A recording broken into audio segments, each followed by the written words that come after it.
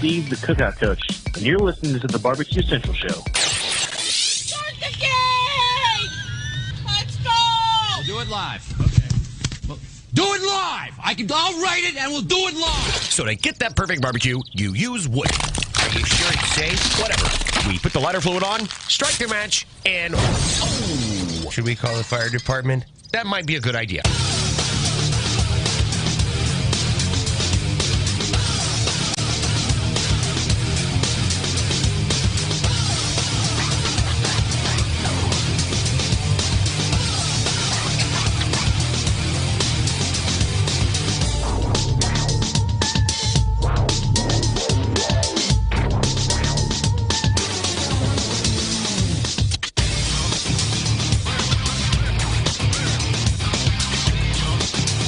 Good evening and welcome to the Really Big Barbecue Central Show.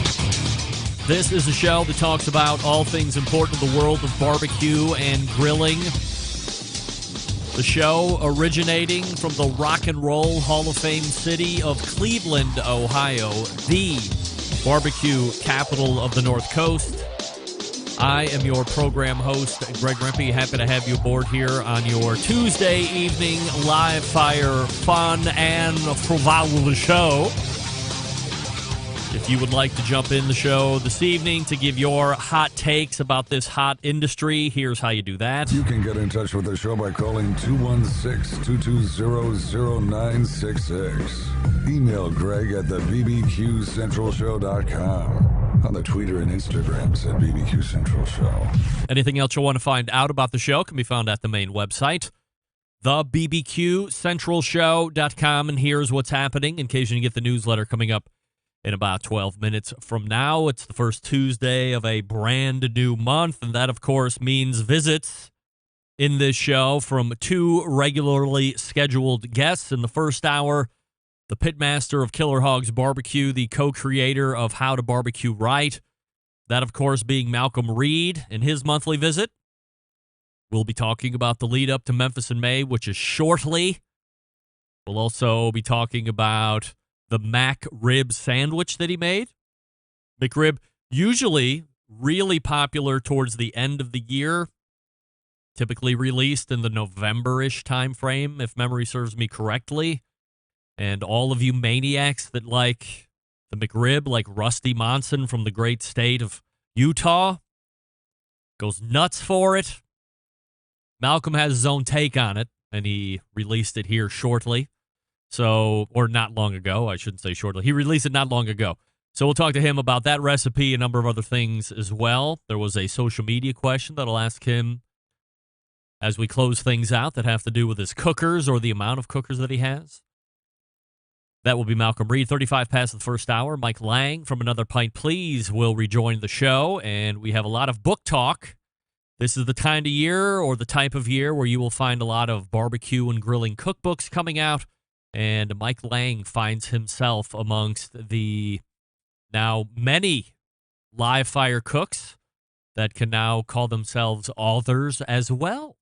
So we congratulate Mike on that effort, soon to be out. You can pre-order. We'll talk about pre-ordering and all that fun stuff and see what else Mike is up to. Then we'll move to the second hour, the other first Tuesday of the month, but second regular guest in the first Tuesday of every month is the star of Sam the Cooking Guy on YouTube, regionally out there in the San Diego area, multiple-time author, a 15-time Emmy Award winner. Sam the Cooking Guy joins me, and we have a bunch of stuff to talk about.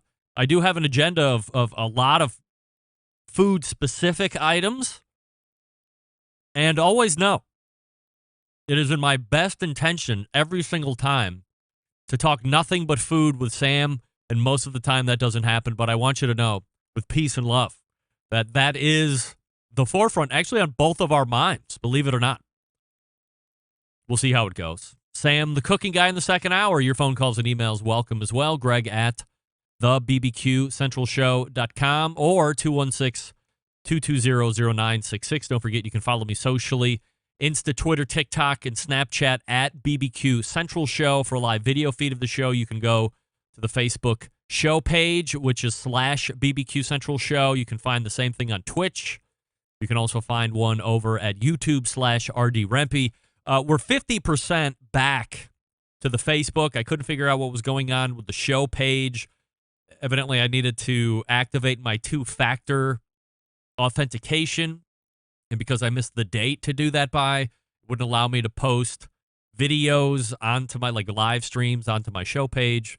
But I figured that out earlier this afternoon. What I didn't figure out is, for whatever reason now, as I was just getting ready to go launch the side program, which picks up all the Facebook comments and then shows them to me nicely in a list along with the YouTube stuff. That doesn't seem to be connected. So if you're commenting on Facebook, well, I normally can see those. I will not see any of those comments here this evening for whatever reason. That doesn't hurt me from a host perspective. I've done all the work and I'm ready to go for all the guests.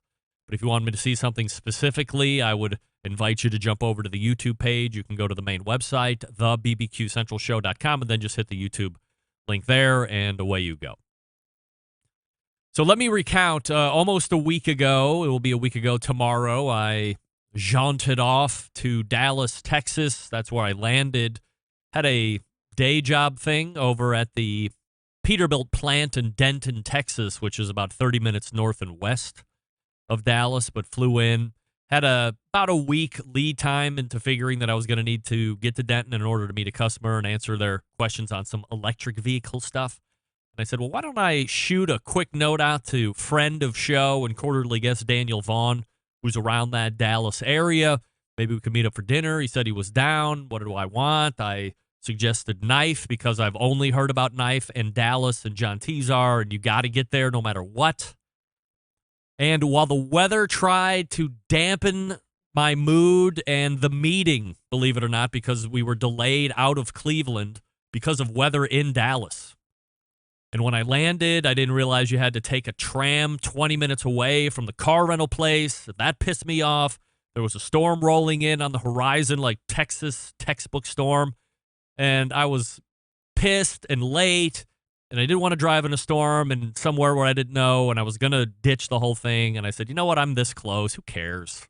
Let's go. So I made the run out to Dallas, and Daniel was there with his buddy because he couldn't ditch the reservation.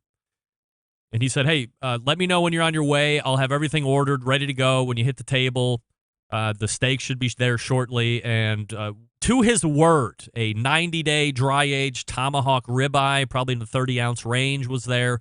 And then a grilled short rib, which I have to tell you, might have been, at this exact point in my life, the best piece of beef I have ever had in my life.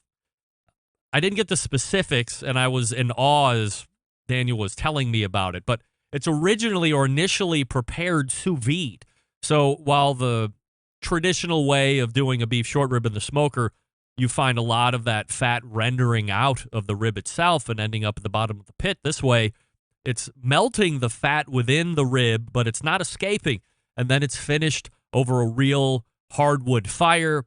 And the two olfactory emanations from that dry-aged tomahawk steak and then the grilled short rib with just a kiss of wood smoke that you could smell on it, and they just mixed together and perfumed the outer portions of our dining area, and it was just an incredible smell sensation.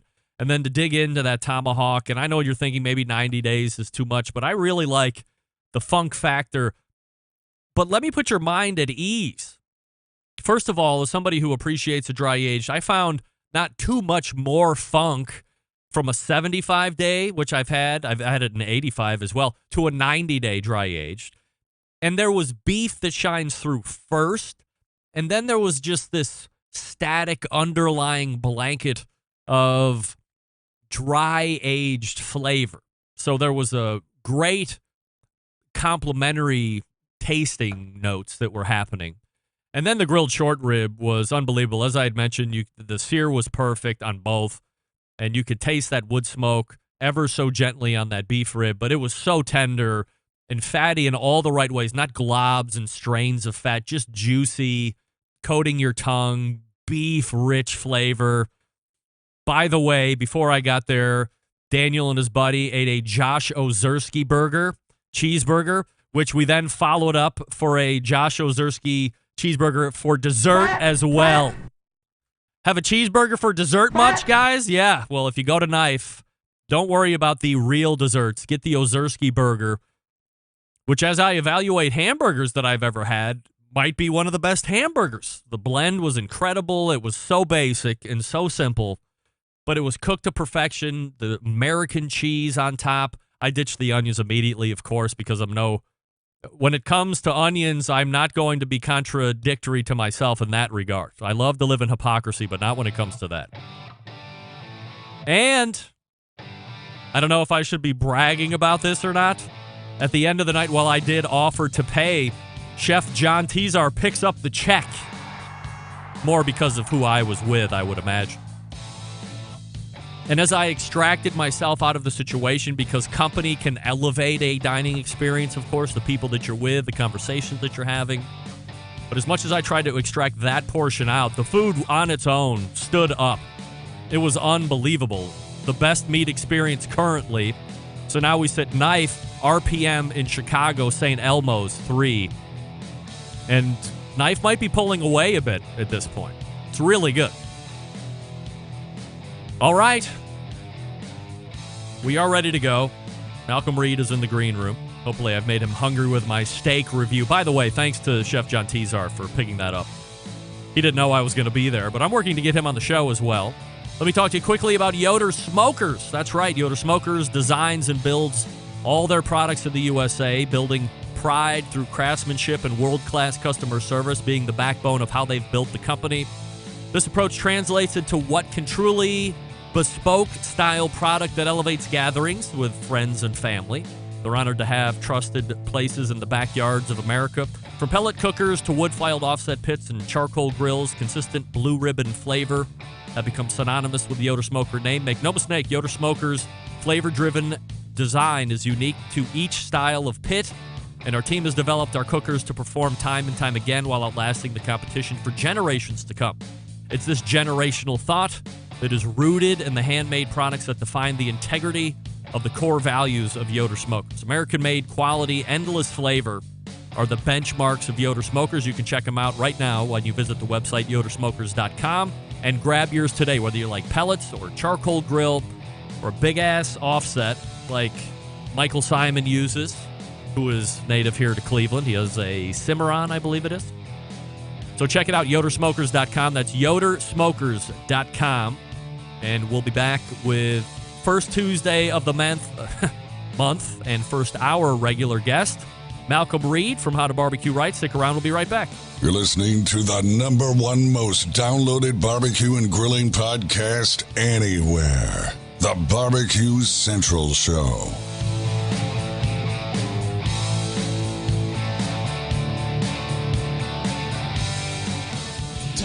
On the show, when we give stuff away for no money, that's why it's free of charge. You can win stuff and I'll give it away for free. Well, that's right. If you were listening at the end of the show last week, you know we have some giveaways going on here this evening. Here's the latest release from third Tuesday of the month regular guest Steven Reichlin, How to Grill Vegetables. Want your chance to win this sweet-ass book for $0.00. Shipping's on me. And yes, if you want me to sign Steven's book for you, because we do that, I will do that. All you have to do is send me an email, be the first one in, and in the subject line, put grilled veggies. I don't even care if you spell it right this time. Email, first one in, Greg at the BBQ Central Show, grilled veggies in the subject line, and you can win Steven Reichlin's new book. Good luck to you.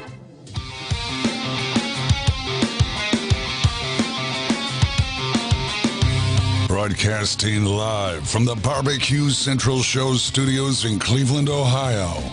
You're listening to the Barbecue Central Show. Once again, here's your host, Greg Rempe. All right, welcome back. This portion of the show being brought to you by the Barbecue Guru, creators of automatic temperature control technology, sellers of ceramic cookers with built-in power draft fans, and accessories to make your barbecue and grilling life easier. Visit bbqguru.com for more information or to call 800-288-GURU. The Barbecue Guru continues to be a breakthrough in barbecue technology. My first guest this evening is always my first guest here on the first Tuesday of every month. You can find him blowing it up on the live fire side of YouTube with 1.23 million YouTube subscribers. As of earlier this afternoon, we race to the hotline and welcome back friend of the show, Malcolm Reed. Hey, Malcolm. What's happening, Greg? Happy May the 4th. Happy May the 4th. That means one more day, and we are in the middle of Cinco de Mayo. I don't know about you, but I'm ready to go and get ready. I'm always ready. Yeah, that's right. La Siesta have your name on it tomorrow night, Malcolm? Oh, man, if we could get in the door, I don't know. I may have talked about it too much. Have you become the mouthpiece of what's the name of it? La Siesta. La Siesta. The Hernando branch. Yes. Oh, are there many La Siestas? Yeah, I think they have a few here in town, or in DeSoto County. Well, Memphis area. So. Yeah. All right. Well, what's your favorite dish there? Polo topatillas with shrimp. I add shrimp to it, so it's basically like a fajita skillet where they do mushrooms, onions, chicken breasts, cover it with cheese, add shrimp, top it with bacon, serve it with like a guac salad and all that. It's good stuff. No doubt about it. Sounds absolutely amazing. We're talking with Malcolm Reed here as we are anxiously awaiting Cinco de Mayo, mañana, by the way, for my friends that speak Spanish. So in case you were wondering, Malcolm, no ill effects on the Reaper Jerky Challenge from last month. And by the way, I got through most of the bag through the balance of the show last month. So there was, our segment was a little rough. I think it caught me a couple different times with the choke cough that is now living in infamy through Audio Archive. But I reached a point where everything seemed to really flatten out, and I got after it a little bit. A couple more catches in the second hour when I was talking with Sam, the cooking guy. But I think by and large, I've learned two things. It's really hot. It takes a little while to build, but all in all, it's a really good product. What I like is the flavor of it, because the heat just kind of creeps on you after you've ate a piece of it. But as far as the flavor goes, it's really, really good stuff. If you can tolerate pain. Yeah, well, pain is something else. So as I just mentioned in the open, I had dinner with Daniel Vaughn last Wednesday night, and I was talking about my Reaper challenge with him, and he said that he could eat the whole bag pretty quickly, and I was like, hey, I might have said similar things that earned me a bag of Reaper jerky, so he seems to be full of testicular fortitude. Should we send him a bag and have him tape himself eat it quickly? Most definitely. I've got some new. I didn't get to send you a Reaper shirt. I don't think I had them, but I've got the Fear the Reaper shirts to go with it. So I'm gonna send you one, and then get me his information. I'd definitely like to send him some. Let him try it. We'll see what the Texas Monthly barbecue editor is really made out of. That being Daniel Vaughn. So, all right. So let's talk a little bit about the Palmer Home. That's a fundraiser that you've gotten behind here over the last month and a half or so, and something that I've tried to help champion the cause on. So where are we at total-wise, and do we have a end date that we're shooting for that we need to have donations in by? Well, first off, Greg, I want to say thank you to you and your listeners, because y'all really stepped up. And, so far we've raised right at $7,000, which is almost our halfway mark. And we're shooting for, I think around Labor Day, something like that, to end it. Then we're going to pick a date to where we're going to have, our little contest we have going, where the top people that donated are going to get to come out and hang out with us. And I want you to come too, man. I want to try to work with your schedule so we can get you down here to Hernando. Oh, yeah. Don't worry about it. I'm going to be ready. And I told Troy that if, we were in there and we were, two of the top five. I mean, who knows what people might be bringing here at the end to grab a spot. But I definitely wanted to be a part of that and see what all happens. So actually, I'm very happy to figure it out with you guys, no matter what that looks like. And, I was really, part of me was hoping against hope that as I lay the challenge down that somebody would step up and come up with $1,000. I mean, I was really surprised in a great way that one of the listeners was like, you know what? It would be great to hang out with Malcolm. It would be great to hang out with you, me, for a weekend. But in the end, as I'm reading through it, I realize how great of a cause the Palmer home is. So even if I don't end up being one of the top 5, it doesn't matter. I'm happy to help out in this way. But I was really shocked that putting the call out, but I guess it just shows that we, both of us share a pretty fervent and supportive fan base. That's right, man. It's all, anytime we can help out kids at the Palmer home, we try to. And I think, just with people supporting us and helping us out with that cause too, it's really a good thing. And, I can't thank everybody enough that's donated anything, because there's no amount too small that these kids won't appreciate. Malcolm Reed joins us here on the show. HowToBBQRight.com is the website, of course.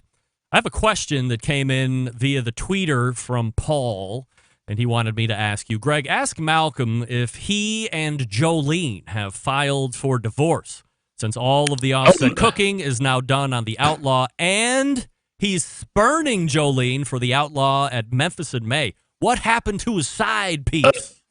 I still got Miss Jolene. She's at the house right now, sitting in the garage, taken well care of. I promise you. Now, look, it's a weird thing, right? I mean, you're a guy who has many different cookers. I just watched the video where you kind of toured across all your videos. You had done it a while back. And it's, something that not all of us are accustomed to. But when you have at least one of most of the ways that you can barbecue or grill on your patio, it becomes not an issue of what you're going to use, but, why are you going to use it, or which one are you going to use this one, and what's the purpose for it? So how do you go about deciding which cookers you use? Well, I'd really just try to mix it up for the everyday guy that's cooking barbecue. I realize that not everybody has access to all the different pits, so I try to work one of each type in there, whether it's cooking on a drum or on the Weber or on a stick burner or on pellet grills, on the egg. I just try to keep it interesting and prove that just with a good technique you can cook just about everything I cook on any type of grill. It doesn't really matter as long as you can control the fire and the heat. That's the main thing. So that's why I kind of do it. So just to show that you can cook on just about anything. If somebody came up to you and said, "Hey, Malcolm, I know you're not using this grill or that grill, or it looks like you're not using this grill or that grill. Can I buy it off of you?" While you love them like kids, do they all have a price? No, they're not for sale. I mean, no, if somebody wanted to buy my Weber, I could probably part with my Weber, but yeah, I try. They're like, I don't know. It's like a part of the family. It's like my guns. I don't sell what guns I have. I don't sell those. I kind of hang on to them. I hang on to my pits the same way, man.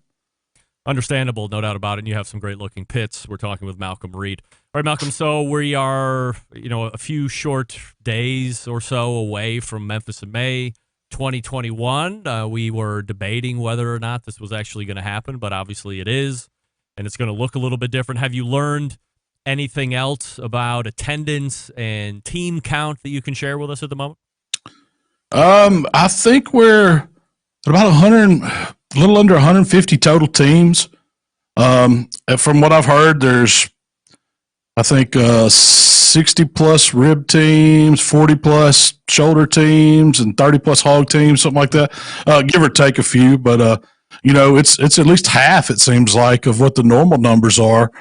We're hearing they're going to be pretty strict about access, and they're only selling pre-tickets in advance, no tickets at the gate. You're going to have to wear a mask when you're in public areas or areas where it's not possible to social distance still.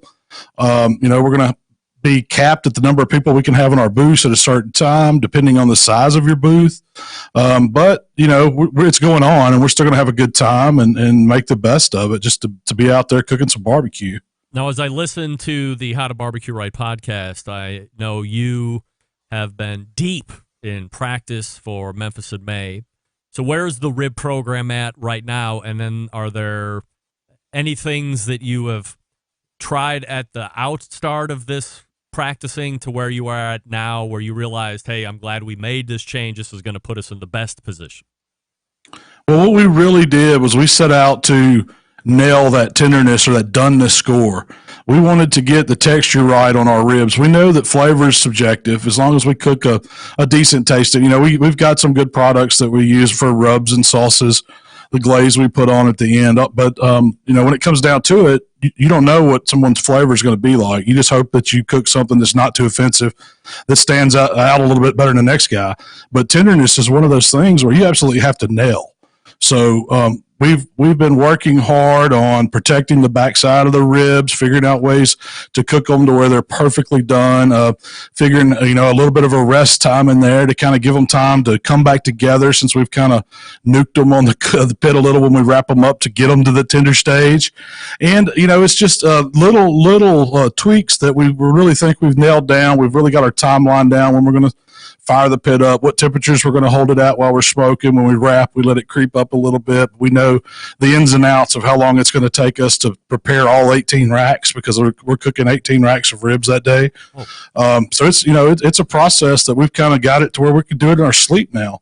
I've got a good group of guys cooking with me now, and it's me and Waylon, Mark Williams from Swan Life, a buddy named Brian from here local with us, and Jay Craig from Outlaws coming down to hang out. Of course, Shell will be there, and it's just going to be a big time. Some of those guys that you had mentioned right off the top, Waylon, Mark, these are pretty accomplished cooks, pit masters in their own right. So as you load into, let's say, Team Killer Hog, is this Malcolm's team and you are directing, or is there a lot of equality and input in that way? How does this work from your team's camp? We work at it from everybody's equal. I mean, we all have our parts that we're going to play. Of course, when it comes down to sitting down with the judges and trying to sell those ribs of being the best in the world that day, that's going to fall on me for the most part. But we've all got our parts that we're going to play. Waylon's kind of our box expert. He's got those architectural skills where he can really finesse the box to where it looks good. He's kind of that's his thing. And then Mark's just a heck of a guy running the pit. So it's going to be a lot of fun. What is your level of expectation, given everything that's happened? You miss out on Memphis in May last year. You come back this year in a different way. I mean, the competition is certainly going to still be the same and a similar mindset, but it's not like you've been out burning the competition trail up to get some under your belt here before Memphis in May happens. So what's your expectation of finish, or how you think you want to do? Well, we hope to get in the top 10. That's I don't think that's without, a reasonable try. I think we could pull off a top 10 if we're going to be the best that day. Who knows? It's going to take a lot of luck too. But I feel like we got a really good rib, and we had a good rib in 19. We fell a little bit short of the top 10, but we just want to see some improvement on what we did and get that rib up there. I feel like if we got one in there, we got a shot. So you put me in front of some judges, we can get some good ribs in the box. I feel like I can, explain the way we cook them as good as anybody. So, but it's going to take some luck. So you have some internet celebrity, no doubt about it. If you make finals and you get the on-site judging, does your status in your mind help or hurt you? Well, I don't know if it. I'd like to think it helps a little bit, but most of those judges are not. When they pick their finals judges, they're not coming in biased in any means. I mean, they're seeing some of the world's best that day. I'm going up against the Tuffy Stones, the Chris Lillys, the Myrons, Melissa Cookstons, Mark Lamberts, all those guys that are in there year after year. So they've got as much notoriety or more than I do. So. But I think it can hurt a little bit. You throw me in there. So maybe here's a better question. Not necessarily does it work maybe against you from a judge's perspective, but having now the experience behind the camera, knowing that, when action is called, that you have to be on, you got your wrap down. I mean, you can tell that you have a Malcolm personality here on this show, and it's a different Malcolm when you watch you on the cooking videos. Do you think doing that now gives you an even better presentation skill when they do the on-site judging? I definitely think it helps to sit down and talk to somebody when I'm putting in front of them. There was a time when I started out doing the Memphis in May style contest where I was, we're super nervous. It's just nature of it. Somebody's sitting down there and you're trying to explain to them, and you gotta be part salesman in that. And that's something that I've never really excelled at. I didn't ever consider myself any kind of a salesman, but being comfortable talking about food, talking about barbecue in particular is something that I do all the time now. So that kind of comes second nature to me, and I try to read off that judge. If they want to joke and laugh and have a good time, I kind of turn that on. But if they want to be serious and know every little detail, I get that way with them. And then if they're not giving you anything, I try to loosen them up the best I can without pissing them off. 18 racks, is that all staggered through the course of the day then? So if you get to this stage, then you have some that are almost there. How does that whole process work? Yeah, so in Memphis in May, you've got a blind box first that you turn in, and then they follow that up with 3 on-site judges coming 15 minutes apart. So you have to kind of stagger your ribs, and then if you make it through that preliminary round, you've got to have a round of finals judges. So you don't want to hold those ribs the whole time. So we're going to kind of stagger the finals. That way we have some that are just as good as what we put in the blind box. That's the whole goal. So, and we won't have a good choice, when it comes down to giving it to a judge or putting it in the box, it's got to be perfect. So we'll have some culls. We'll have a little bit of wiggle room in case something just, doesn't feel right. We can go to the next one and hopefully get enough to put us up there. If you win the whole thing this year, Malcolm, does that easily become the biggest competition win you've seen as Killer Hawks? I would say so. Yeah. I mean, I've had some pretty good ones, but I've never won one of the big world, championships, the Royal, the Rodeo, or anything, the Jack, anything like that. So that definitely would be a huge accomplishment to me. And it's always been a goal since Memphis in May's been in our backyard. And, we kind of grew up in the shadows of watching guys win that and competed in it so many years. Before I quit, I want to get one at least. So 2 weeks from tomorrow, or a week from tomorrow, I guess it was supposed to be tomorrow. We're going to be doing another live show here on the Barbecue Central Show because it's Barbecue Hall of Fame time of year. So we're going to be announcing the 9 names that make the list, of which 3 will end up making that class of 2021, which we'll then announce 2 weeks after that, I think it is. Do you have anybody that you would like to see or anybody that you would nominate to get into the Hall of Fame this year? Well, a lot of my friends are already in, yes, but just thinking of it, I mean, Kent Black, his father Edgar Jr., Edgar Sr., that would be good. Any of those guys would be a great choice. I mentioned Mark Lambert, man, he's done it. He's done a lot in barbecues. He's multiple time winner in Memphis in May. Won at the Royal, won at the Livestock. Been the president of the BBQA. He's just an instrumental guy in barbecue. Does a lot of work with OBR, different organizations. He would be a good choice. He's a buddy of mine. Miss Candy Weaver, she's been president of the KCBS a couple of times, and she's been a woman pitmaster out there on her own doing it. On pellet grills, she's instrumental in her company that makes Barbecuers Delights pellets. I think she'd be a good choice. But those are some of my friends that I think I would vote for. Would you care to get in at some point, or could you not care less?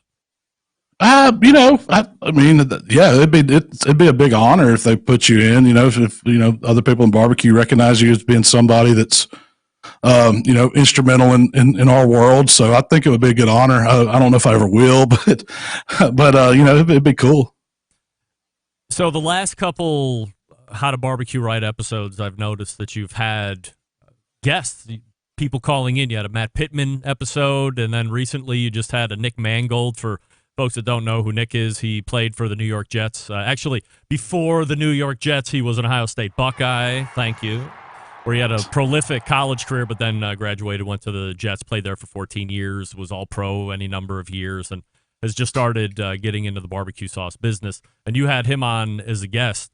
Long way to go to ask, what's it like going from having the show that you had for all those seasons to now also mixing in Malcolm the host, where you research and you ask questions and you have to move the conversation along? Well, that's all new to me. So, just like you said, my shows we just hang out and talk about whatever we want to talk about. And Shell comes up with questions and things. But Nick Mangold's, I don't know if it was him or his representative, contacted us and asked us about coming on the podcast. And I was like, that's great. If he wants to travel to Hernando, we'd love to have him on. He's like, no, he wants to do a video. And I was like, well, we don't really do that. Let's see if we can figure it out. And so the first one we did was with Matt was a test to see if it would work. And so I need to pull you to the side and get some tips on how to make that better, because, and I've got you on the very short list to be on. I hadn't hit you up for it, so I guess Why that's don't we coming. Wait and see if I actually get down to Hernando there in a handful of months. We'll just do it live right there in your studio. We're doing that most definitely. That's going to be. We may do the Facebook Live. We may do the podcast. I may get you behind the grill, Greg. Hey, I'll do it. No doubt about it. I make a really mean pork tenderloin sandwich on a hamburger bun that will impress 0 people. But I'll do it. I'm really good at it, no doubt. All right, so you can check out Malcolm over at his website, howtobbqright.com. Of course, subscribe to the YouTube channel. And you can find him right here on the first Tuesday of every month talking barbecue and grilling. Malcolm, always appreciate the time, and we'll talk to you again in June. Hey, that's right, man. This year's flying by, Greg. No Wish us luck at Memphis in May. Hopefully I'll have something good to report when we come back next month. Thank you. We'll talk about that World Championship when we talk to you in June. There he is, Malcolm Reed, right there. He knows that show karma attaches, of course. You show up on the show, the next time you go out, whatever competition it may be, his happens to be Memphis in May, you win. Melissa Cookston used to come on the show the Tuesday before Memphis in May. She would then go and compete, and she won. Surprise? Hardly. So Malcolm will be your next Memphis in May world champion, and we'll talk to him about it in June. About the great revelry and windfall financially to follow him after the big win. Let me talk to you quickly about Kosmo's Q before we get over to Mike Lang, who's in the green room. Based out of Oklahoma, Kosmo's Q has been providing both backyard and competition cooks with world championship quality rub sauces, injection soaks, and brines. Their exclusive wing dust is also available right now.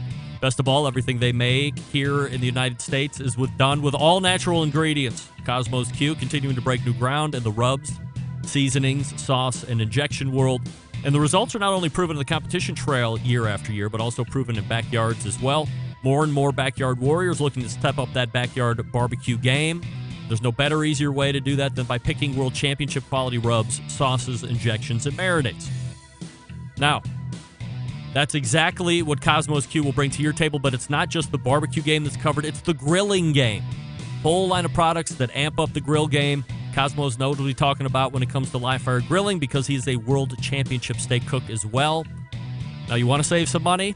Sure you do. Go onto the website, Kosmo's Q. That's Kosmos with a K, the letter Q.com, Kosmos, Q.com, KosmosQ.com. And then as you are getting ready to check out, you can use promo code SPRINGBBQ10. That's SPRINGBBQ10, all one word together, SPRINGBBQ10. You get 10% off your entire order. When you visit KosmosQ.com, the website, loading in the rubs, the sauces, the injections, the soaks, and all that good stuff. KosmosQ.com, SPRINGBBQ10. To save 10% off, we're back with Mike Lang right after this. Stick around. We'll be right back.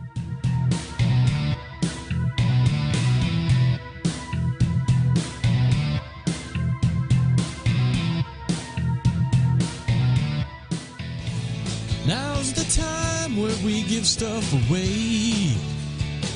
People give us stuff on the show to give away at no money for you. That's why it's free.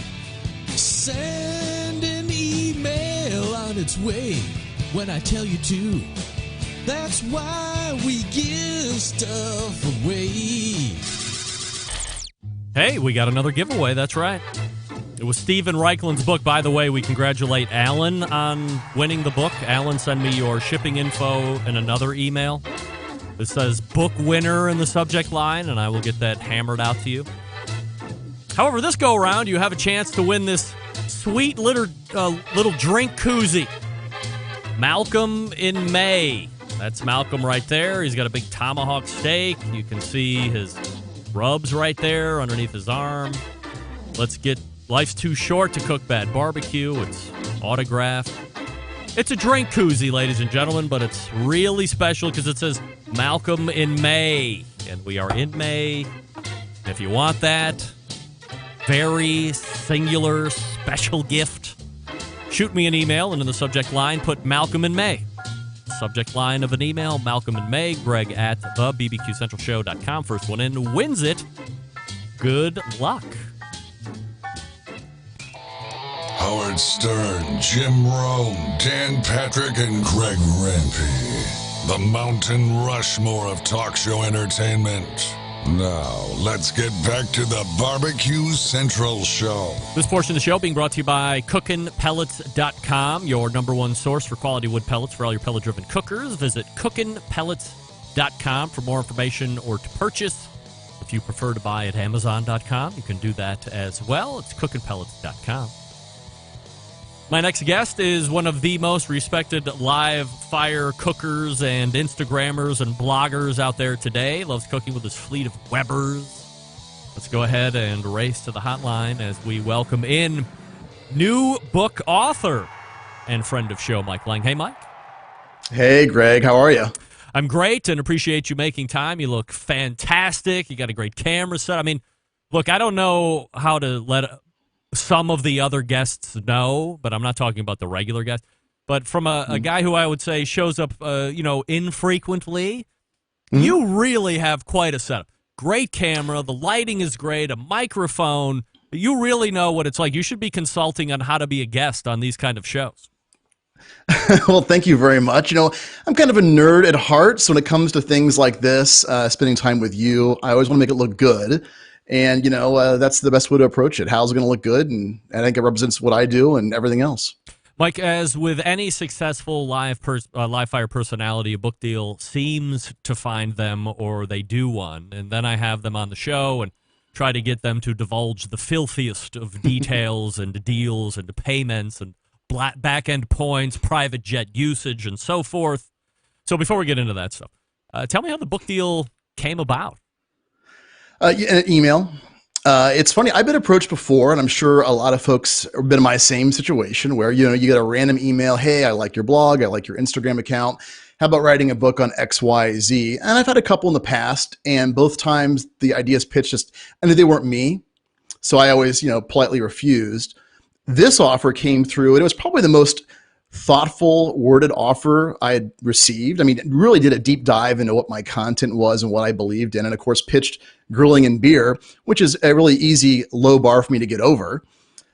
So, I thought about it and negotiated terms, and lo and behold, I've got printed books that showed up at the house, and it's happened. Now, you've been approached before, but have you always wanted to write a cookbook?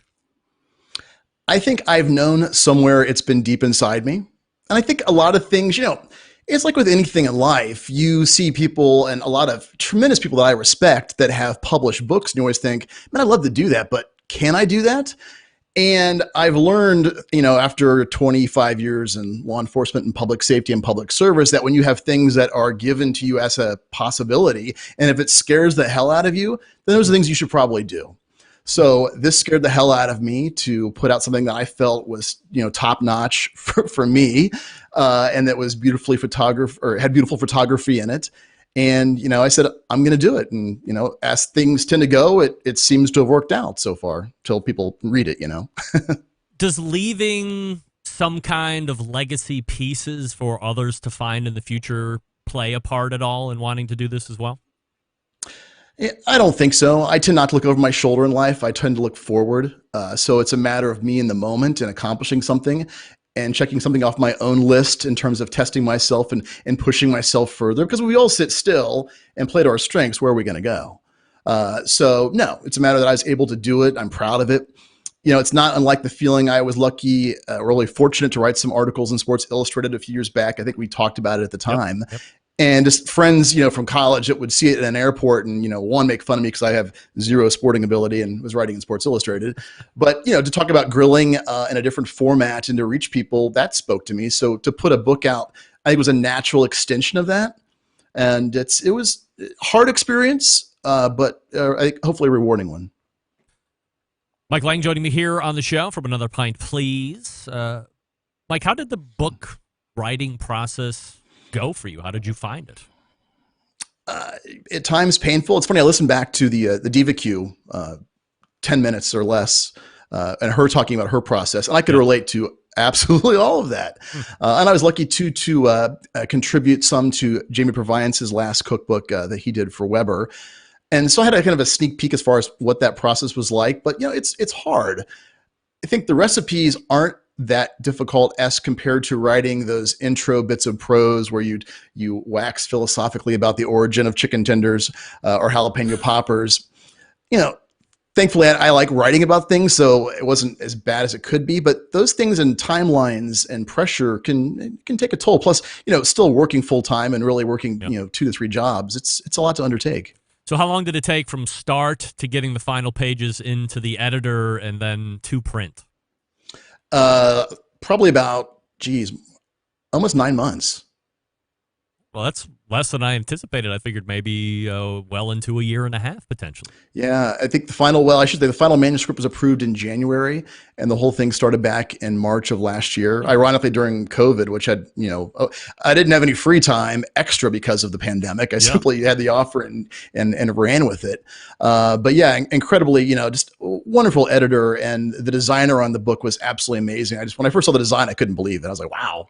I'm really proud to have my name on that. And of course, also to supply all the photographs for it, which is what I love to do, is, capture live fire cooking. To have another outlet for that in print, it meant a lot to me. Was there a big push on pre-sale? As you had mentioned, you would listen to the best of from BBQ. That was 4 years ago. I remember when I was talking with Sam, the cooking guy, at some point last year when he had a book coming out. There was, an incredible value placed on pre-orders. Is that part and parcel of doing any kind of book business at this point? Do they want to see the numbers move on Amazon? No, not in my situation. In fact, mine may be a little bit different, or maybe not. Essentially, it's a work for hire, which I think is a way a lot of these things go anymore. So in essence, you're paid for your work.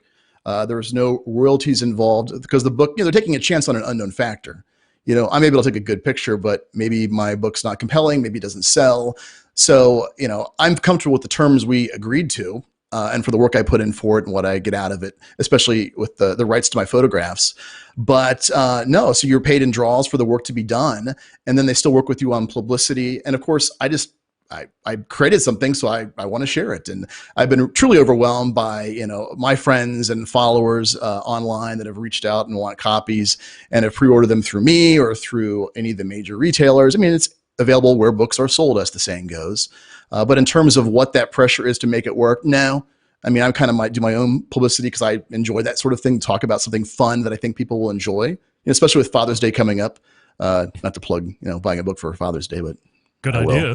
But I also feel too, this was a perfect opportunity for me, but also it sets the stage to realize, number one, I can do it. And number two, what's next?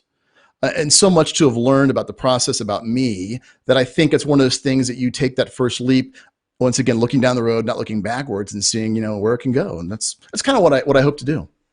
I'm trying to remember to ask you a follow-up question to that, but I wanted to ask this first as we get past this.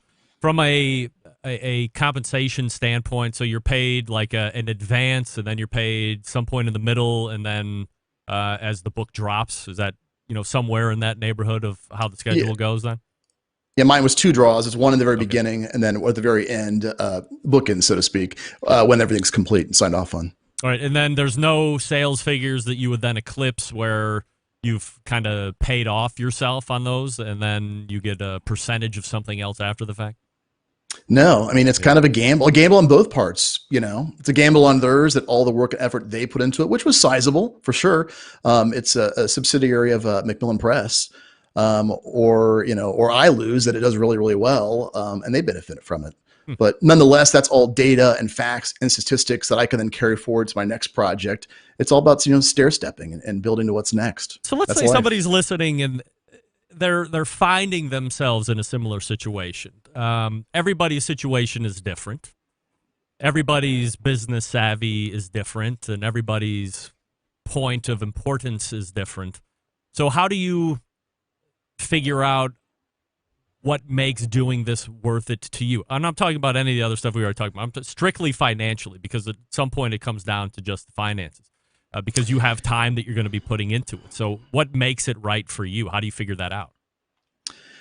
I think at the very beginning, I mean, for me, time is my ultimate commodity because I truly these days I'm blessed for so much great work, and I don't have a lot of time left to do other side projects. So to me, is the amount of time I know that I can put into it worth what it's going to be? Not to make 6-digit money, but is the amount of time I put into it worth it? So when I'm done, I can feel accomplished, not feel that my time was robbed, but feel I more or less break even. And that's kind of how I came into it. Meathead said that the first book that he wrote was great and wonderful and terrible, and it was a great, rousing success. I think it's been rated as one of the 10 best books ever, maybe through Amazon. And then proceeded to tell me after release, if I ever talk about writing a second book, kill me immediately. And then, months later, he announced that he had just secured a deal to write a second book, which has never seen the light of day since, which I knew was going to happen. But, are you good with the fact that let me ask a better question. Are you in talks about another book then at this point? No, I've not gotten that far yet. I'm just I'm looking to get this one out there first, and people see it and gauge the reaction, and kind of go from there. But not yet. Do you have an idea for a second book if it were to come? I think something more in depth. This is a great, fun collection of recipes. A lot of things that I've made through the years that are a little bit different than what you would normally have, and of course beer pairings along the way. But I think just a more in-depth look of grilling, because everyone always wants the answer to a question on how to do something, and I think to present it in a beautifully photographed manuscript is one of the ways to do that. Mike Lang joining us here on the show from Another Pint, Please, talking about his book, which is called One Beer Grilling, right? That's right. I'm guessing your package did not arrive. No, it didn't. Otherwise, I would be showing out. Look, the we're mail both in the is, same state. The mail, over the last year, that has mattered zero, evidently, to our pals there at the post office. But nevertheless, so you had just mentioned Jamie Proviance a couple minutes ago. Perhaps we are amidst the newest version of a Jamie Proviance. Has he called you to politely warn you to stay off his turf? No. I would never. Those are shoes that are impossible to fill. I wouldn't even dream of it. So as a potential buyer or reader of this book, what can we expect from the collection? To be made hungry. I mean, I keep going back to the photographs because it's funny. I remember when I first got Stephen Reichlin's Barbecue Bible. I love that book. And it was, of course, there were no photographs in it. I mean, this was back in the, mid-90s? Yeah. And I would just thumb through it. And I was taken in by what was there. And now knowing that when I go to buy a cookbook, I want to see amazing photographs, because in the morning when I'm thinking about the rest of my day, that's what's going to inspire me for dinner or for lunch or for a midnight snack. So that's one of the things I hope truly brings people in. They may not want to make whatever, I can't even think of anything. I'll call a Hawaiian burger, let's say, because they hate pineapple, but the picture just hits them such they think, you know what? I'm buying some pineapple, damn it, and I'm grilling a pineapple burger. And if that happens, and it's someone that's not super grill savvy, that means the world to me. Mike, I asked Malcolm last segment about the Barbecue Hall of Fame. Next Wednesday, we'll be announcing the 9 semifinalists, or the list of 9, where 3 will then make up the class. Do you have 3 people that you would like to nominate if you were on the committee, or people you would just like to see get in no matter what? Well, I think Malcolm, for one. I mean, it's funny too. I mean, all this focus on him. So many friends that are just people that grill casually, aren't into it. His name and his influence comes up so much. It is absolutely phenomenal. And you look at the impact and the reach and the passion that he has. That's the kind of person, to me, that should be in that sort of position. So I just moved into this neighborhood and last summer, and I had my Traeger out front, Green Mountain Grill out front. They were both going. This guy just stops by, and we were casually chatting it up, and he's like, "Oh yeah, you should go onto YouTube and watch this guy." I was like, "Oh yeah," and he's like, "Yeah." I was like, "Who?" He said, "Malcolm Reed." I was like, "Oh, never heard of him." So you're right. I mean, his influence spans very, very far-reaching. My couple last questions here before I let you go, and I appreciate the time. You're a guy who likes the Van Buren room and eating out from time to time, and it's not always about cooking something on the grills in your backyard. Do you hear folks talking about wanting to go back to that in your part of the world, or have you seen a switch? Whoa, hold on one second. I've blown my time there. Have you seen a switch into the norm where it will be an occasion to go out as we move forward, or do you think that people will rapidly get back to how it was prior to last March?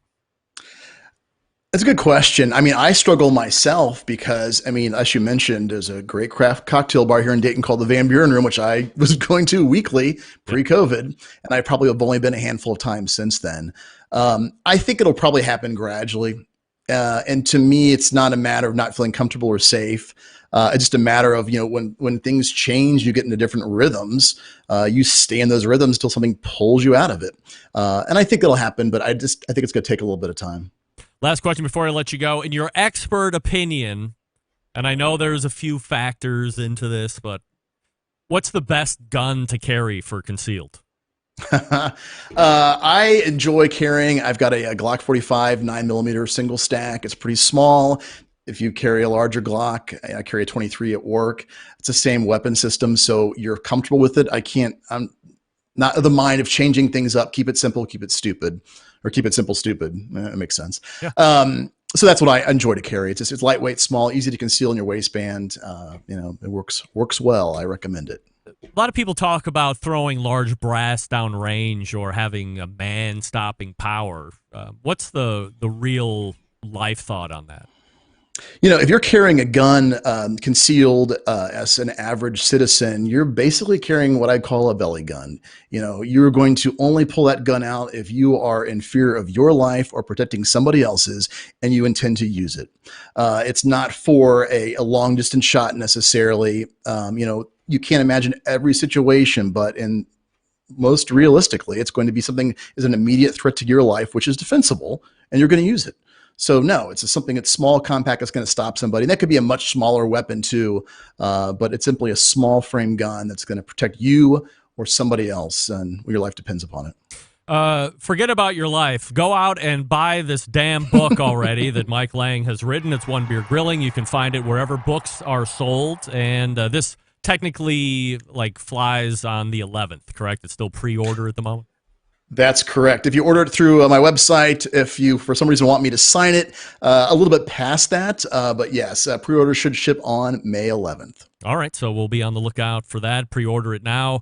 And we thank Mike Lang for joining us here on the show. Success with the book, my friend, and we'll follow up with you soon. Thanks, Greg. Always so good to see you. Thank you. Yeah, you got it. There he is, Mike Lang right there. Another pint, please.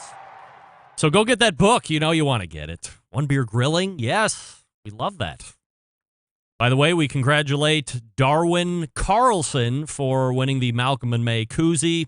Darwin, send me your shipping info, and in the subject line, put koozie winner. I don't know how to spell koozie myself, but you can figure it out. Continuing to produce incredibly mediocre content. Just hold on a second here. There we go. Let's all get on the same track. Mike said he was a little past signing the book. So that's all right. Let me talk to you quickly about Big Papa Smokers, the one-stop online shop for all things barbecue and grilling. 13 perfectly balanced flavors of rubs and seasonings to enjoy with your families and friends, competitors, judges. Judges seem to like it a lot. Sterling won his first time out this year with his Big Papa Rubs, of course. They also own Granny's Barbecue Sauce. So if you're looking for a new go-to barbecue sauce that will please everybody, Granny's traditional yet powerful flavor remind us why we fell in love with barbecue in the first place. They also sell grills and smokers, and you know this. So if you're looking for a versatile smoker that's easy to use, check out the Mac 2-Star General Pellet Cooker. Big Papa Smokers is the exclusive Mac dealer, even offering special packages. If you're not a fan of pellet smokers, take a look at the Old Hickory Ace BP. It's the only charcoal smoker that Big Papa trusts on his competition trailer. If you're not sure what you need, give them a call at 877-828-0727 or shop the website bigpopsmokers.com. That's BIGPOPPA smokers.com. We're back to wrap the first hour right after this. Stick around. We'll be right back. Continuing to produce incredible.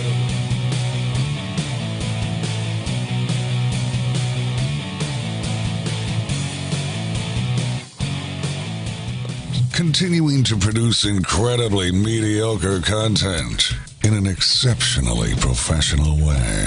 You're listening and watching the Barbecue Central Show. Once again, here's your host, Greg Rempe. And this portion brought to you by Fireboard 2, Fireboard 2 Drive, Fireboard 2 Pro. Stephen DeFranco, Barbecue Jeweler to the Stars, just picked up his Fireboard today. That's right. You can monitor up to 6 different temperatures simultaneously, connect to Wi-Fi for cloud-based monitoring, or connect via Bluetooth if you have Alexa or the Google Assistant in your home. You're in luck. It's fully integrated with both. Find out more by visiting fireboard.com or call 816-945-2232. That's 816-945-2232. Fireboard 2. Fireboard 2 Drive and Fireboard 2 Pro. Yes. All right, we thank Mike Lang again. Head on over to his website, anotherpintplease.com. You can order his book there. You can go to wherever books are being sold. It is still in pre-order right now. It will be released and or starting to deliver on the 11th, so you have just a week right now to wait, and then we'll start showing up on your front porch, and you can start reading and doing one beer grilling recipes. And what a great guest he is. Concise, to the point, answering well, looks good, sounds good. Take notes, folks. This is what a great guest looks and sounds like. Thank you, Mike. AnotherPintPlease.com. Get the book. All right, let's go ahead and refresh libations as we point to the second hour. Stick around. We will be right back. You're listening to the #1 most downloaded barbecue and grilling podcast anywhere. The Barbecue Central Show.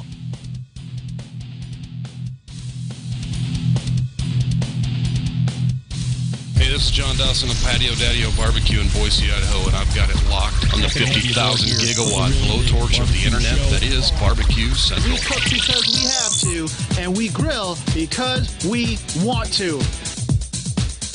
Hit me! Fine, how's it going? You have a great show. I'm a big fan. Boing. So what seems to be the problem here? This man looks like he's dead, and he's in the crackle. Charbono! It's all about the charbono, dude! Succulent fish. What? He ate 54 wieners. Oh, listen, Libertius, shut your face. I'm shaking like a dog shit peach seeds. We have top men working on it right now. Top men. And just like that, we are into the second hour. It's the Barbecue Central Show. Your Tuesday evenings live fire, fun, and frivolous show. If you missed the first hour, shame on you. You missed conversations with Malcolm Reed, who's getting ready for this year's Memphis in May. It was off last year, obviously, because of COVID. It is back on in a limited sense here because of COVID, but they are having it. 130 teams or less. I think it was 3,300 people allowed in the roundabout. So we'll see how that goes. Malcolm will certainly win because he was on tonight. And we'll talk about his big win next month when he comes on to talk about winning the World Championship finally and stuffing that in his hat. Still to come on the show this evening, Sam, the cooking guy, will join me for no less than 2 segments, and we'll talk to him about a bunch of live fire food. Don't forget, you can follow me socially at BBQ Central Show on Instagram, Twitter, TikTok, and Snapchat. And you can also get live video streams of this show via Facebook and Twitch/BBQ Central Show on one of those. You can also find it on YouTube/RD Rempe, where there is chat as well. I'm not seeing any Facebook comments here through my software. Who cares about that? But there you go. Don't forget, episode 175 of the best moments of the Barbecue Central Show in 10 minutes or less will be showing up on your podcast feed this evening as well, or this Friday as well. All right, without any further ado, we don't usually do this. Top of the second hour interview. Well, looky here. It's Doug Scheiding from Rogue Cookers. Hey, Doug. He's entered witness protection program. I'm here in his place. Oh, I see. That's right. Because, as we all know, last Tuesday was the debut of Season 2 of American Idol's Barbecue Central Show edition, where we found one new singer amongst the bunch, Rusty Monson from the great city of Utah. the longest-running embedded correspondent, Doug, who is joining me this evening, Jeff Rice, returning champion, John Solberg from Michigan, myself here in Cleveland, Ohio. And tonight is the results show. And as we look to the left and look to the right, well, it appears we only have one guest here this evening, and that's Doug. Now, I would like to say, I live by a almost silent code, Doug, of give me an A or give me an F. And as we start to look at what that means in relation to the voting for the American Idol's second season debut episode, the A was running away with it.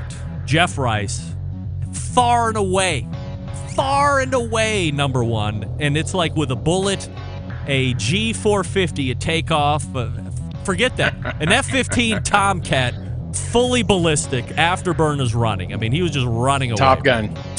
Yeah. Inverted with the middle finger, the bird. You know the finger. That's what I'm talking about. And then, in the middle tiers, let's call us the three very forgettables. John, Rusty, and myself. I don't think I even got better than a second place vote. And maybe two. I was routinely third and routinely fourth in everybody's voting. Rusty routinely second and third. John had a number of first place votes this time around. He was awesome. out. He was out the first week, or he was out the first month last year. He was out. Correct, yes. Well, I'm glad you pointed these out. There's been a few irregularities in the voting, if I can say, in last year's American Idol and this year's American Idol. Yes, right. Yes. What do you mean? I mean, John is out last year, and he gets first place votes this year. John had first place votes, many first place votes. Many. I can say many because I didn't get one, so two would be many first place votes if you're asking me, somebody that didn't get one first place vote. But John got, I would say, so there were roughly 150 total votes, and each one of those vote tabs had a list of 5. And I would say he had easily 25 first place votes. Oh, okay, so there were 150 votes, and I got a vote. And so normally in an election, that's a tie. And so therefore you'd have a runoff. I'm just saying. Last year, Ricer. It's not an I'm election. just pointing out the irregularities here. I don't know. I think we're grasping at straws. So what at the end, as we talk about give me an A and give me an F, Doug, through no fault of your own, as we were saying that Jeff Rice was doing the Top Gun version of running away with it, you were doing, I guess, what was tantamount to the Hindenburg. You were on fire. You were racing to the ground. And then you hit the ground and somehow got to like the intercontinental shell. Perhaps magma was quickly approaching. I mean, you were hurtling to the ground. And I am unhappy to say, Doug, that you have put in a good bid, but we have to bid you a fondue this evening. But we thank you for the effort. And I don't know. I was hoping. Yeah. You were hoping to be out first week? No, never. No, I was hoping to kind of skate by the first week and not do the cheating of rapping or talking through a Johnny Cash song. Talk singing. Like Ricer, I talk singing, etc. So I tried to kind of, obviously I didn't choose the right song. I tried to choose a song that I could kind of sing, but kind of talk through too. Yes. Obviously not the right song. Look, for the folks that might have missed it and didn't get it in podcast, I'm going to give them just a few moments. Oh, boy. Doug Scheiding, I Can Mix a Drink. Have you ever heard of this song, Who Greg? sings this song? Chris Jansen, I think is his name. It's hotter than hell outside right now. It's 100 in the shade with the sun beating down. The forecast calling for some more of the same. Well, I can't fix that. but I can fix a drain. There you go. That's what Doug sounded like last Maybe it was my fake twang or something like that. I don't know. When we were going down to Columbus on Sunday for the OBR tournament, I played it for Marley because she fell asleep. That was the judge that conveniently fell asleep last week. And so we played the whole segment so she could hear all of the different songs. And she said, it sounds like he's spicy talking. Spicy talking. What the hell is spicy kind of like talking? I was like, does that mean like he's like talking dirty spicy? And she's like, it's just kind of the way he sounds. He's like kind of talking spicy, but singing, but kind of also spicy talking at the same time. So I tried to throw in a twang in there. I guess that wasn't good. Look, at the end, the judges that weigh in, they are as critical as it comes. They are as ebullient as ever. They will all be in studio next month. So it might be better just to cut your losses at this point instead of taking the monthly beatings that we're going to be taking here. But you're a competitor. You don't want to be sent out first. I understand that, and I respect it. Bullshit. I was going to cheat next round. Yeah, we're cheating next round, damn it. We played fair this round. We're cheating next round. I thought I was going to skate by, and then that's when the cheating was going to start. Well, what can I say? Karma must have known about it and caught up to you before the cheating could commence, which I fully encourage. I appreciate cheating as much as the next guy. But it's not going to be. So, Doug, we say, first of all, thank you because, again, the production value for everybody was so much better than it was last year and the effort that you put in. Look, we're not singers. It's fun. It's a little change of pace. Not everybody wants to do this. Everybody just kind of falls in line. Maybe that's all anybody does. They're like, we just got to fall in line because he's not going to relent and he's going to do it. So we're just going to suck it up and do it. And I appreciate that, even if that's the case. But it was better last year in the first round. You called me out. I had the transistor radio music and how I even got past that, right? And so at least now this is like my second round in GarageBand. Yeah. So I had a couple ideas for next round, but oh well.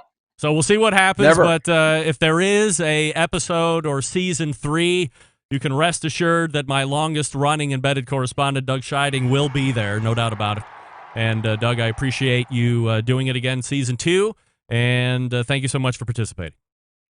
Absolutely. Good luck. And how you're not second or third is unbelievable. Well, but all right. All right, there he is, Doug Scheiding, everybody, from Rogue Cookers, and my longest running embedded correspondent. Wow. Well, I got to say, I didn't see Doug going the first round, but votes cast say otherwise. So there were way more than I thought there were going to be, and they were very opinionated on 1s and 5s. 2s, 3s, and 4s, kind of jumbled. I'd never really bubbled up, but I was easily forget. I would say Rusty and myself, I would say, are solidly forgettable. John garnered first place votes, so he inspired some folks to elevate him. But Rusty and I were solidly forgettable, which I'll take. In the beginning, fine. I just want to get to the end and close. I don't care how I get to the end. I want to get to the end. Let me talk to you quickly about Green Mountain Grills before we entertain Sam the cooking guy.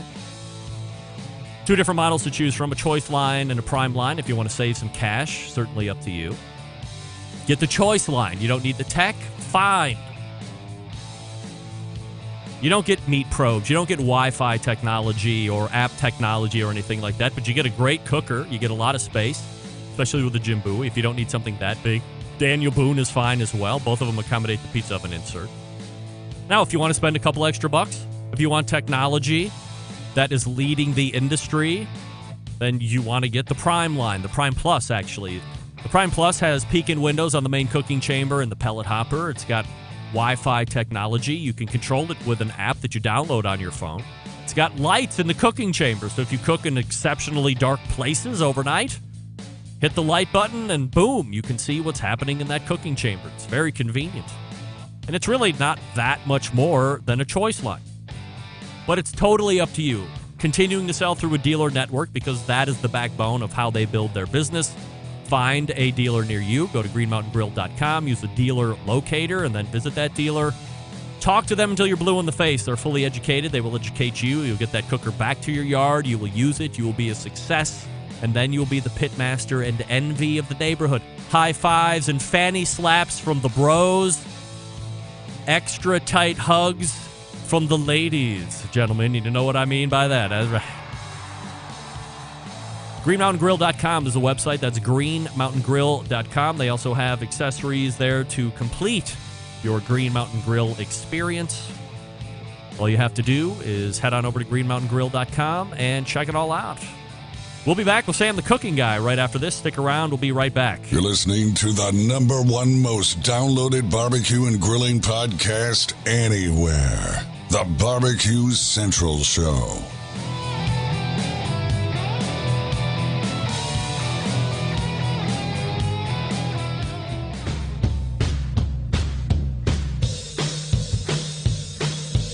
Now's the time on the show where we give stuff away, yeah.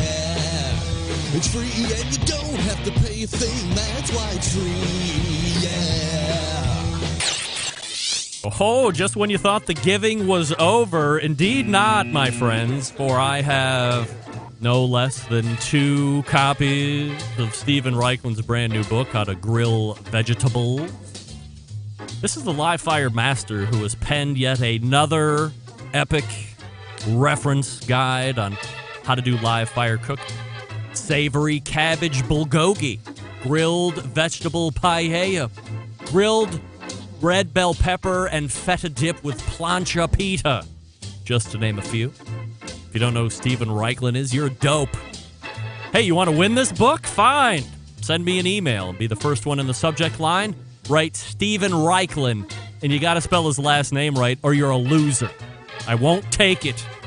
But you be the first one in with an email, subject line, Stephen Reichlin, and spell it right. And you can win it. And yes, I'll autograph that one too. Alan said, please autograph my book. I will. All you have to do is send me that email. I'll autograph it for you too if you want. Good luck. And we'll see you in just 1 second. Howard Stern, Jim Rome, Dan Patrick, and Greg Rempe. The Mountain Rushmore of talk show entertainment. Now, let's get back to the Barbecue Central Show. I know you guys are like feverishly hitting up Google trying to spell Reichlin correctly because you want that book. This portion of the show is brought to you by Pit Barrel Cooker, the most unbelievable outdoor cooking device on the planet, currently available in 2 sizes with a host of accessories to complete that pit barrel cooking experience. Whether you're a beginner or a professional, definitely a cooker you want to have in the backyard. Visit pitbarrelcooker.com and tell them the Barbecue Central Show sent you. Friend of the show, Sam the Cooking Guy. Hey, Sam. What's up, my friend? Hey, what's up, buddy? I don't think your mic's on. What do you mean it's not on? Hit your mic. Seriously? Hit your mic. No, that's not on. It's on for me. No, it's not. I'm getting your webcam mic. How's that? Is that good? No. It's the webcam mic. What? You have to go into the settings and change it, I guess. Dude, I've already done this. I'm telling you. I should not have changed. Piece of shit. Look at this. Let's see. First one in. Select a device. Wait, select a device for sound output. Sure, MV7. Yes. All right. Disconnect and reconnect and see if that changes. No. I mean, like. Yeah. Hold on. Stand by. Wait. Now nothing's there. Do you have this? You got this? No, it's still the webcam. But I think if you disconnect from the feed and then reconnect, that might work. Like hang up on you? Yeah. Just come back in. Look at this. Lance Owen was first in. However, in the subject line, he put, how to grill vegetables. I didn't say to do that. Lance, I said, write Stephen Reichlin, and it has to be correct. Come on, Lance. Tap the microphone. Nothing. No. You're telling me nothing? I don't know what I'm doing different this time from last time. I don't know. I think what you're saying is I sound like Sean Walchef. I was not going to say that. Yes, you were. I wasn't. That. I wasn't thinking that. All right, this is pissing me off. Hold on. I don't know what to do, man. Tap the mic thing aggressively on top. Oh, all right. Say that again. Tap the mic. Tap the mic screen aggressively on top. Yeah, definitely not. Definitely not. Well, how could this be? I don't know. Is it plugged into the computer? Yeah. Check. See, I don't hear you hear me now? No. Same, right? I almost hear like it wants to switch over, but then it doesn't. Is it competing with the microphone on your earbuds, maybe? No. I plugged into this. Check. Oh, yeah, right. I see that. Yeah. So if I do that, does that help? No, it doesn't. Nothing. No. Oh, God. I'm sorry. It's fine. Look, no, it's not fine, Walchef. It wants to fix itself. I can hear it wanting to fix itself, and then it just doesn't flip over. But it's not. No. You want to I do a not full? want to sound like this. I would rather not be on tonight than have this shit sound like shit. Hold on. Let's relax. Just 1 second. I don't know what to do. Do you want to do? Talk me through this. Do you want to do a full reboot? Oh God, the and computer. Then come back up. Yeah, it only take 2 minutes. Yes.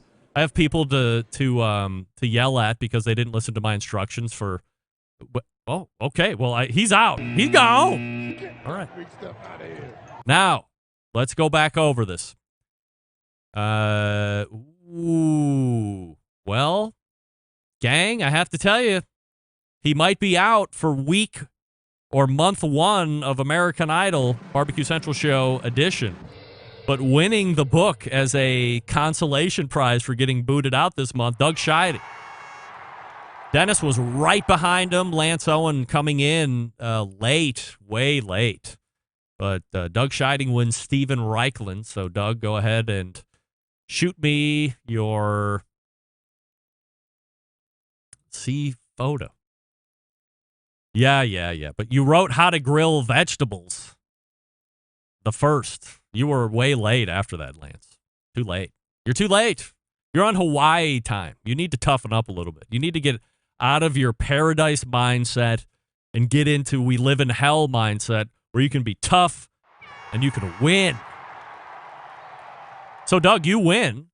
Send me your shipping info, and in the subject line, put book winner number 2, just so I can separate between you and Alan. And then I do not have, many of you were asking if I have an additional one of these, the Malcolm and May koozie.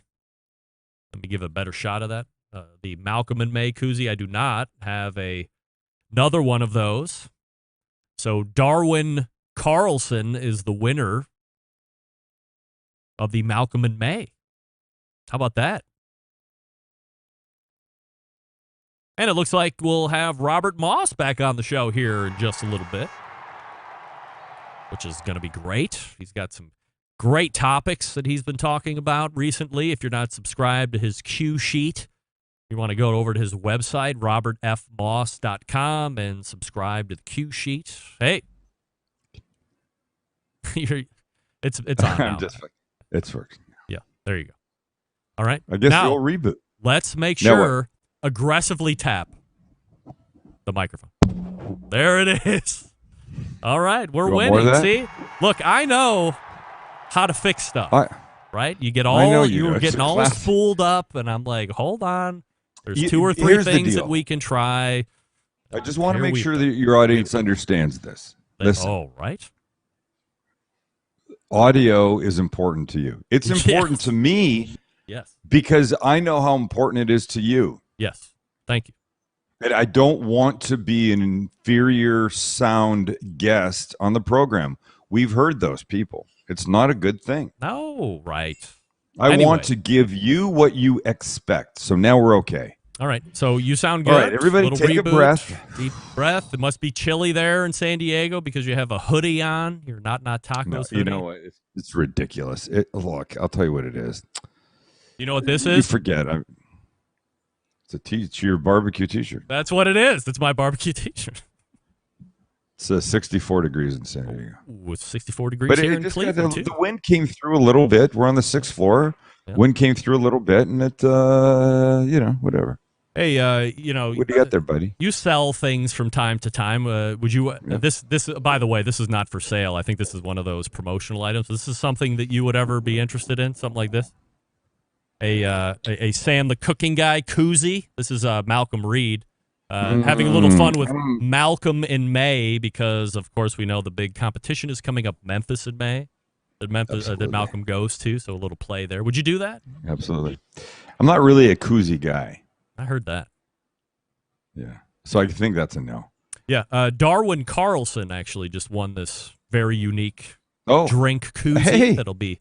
I think I know Darwin Carlson. Yeah, everybody knows Darwin Carlson from Minnesota, right? Darwin? Of course. Yes. Of course.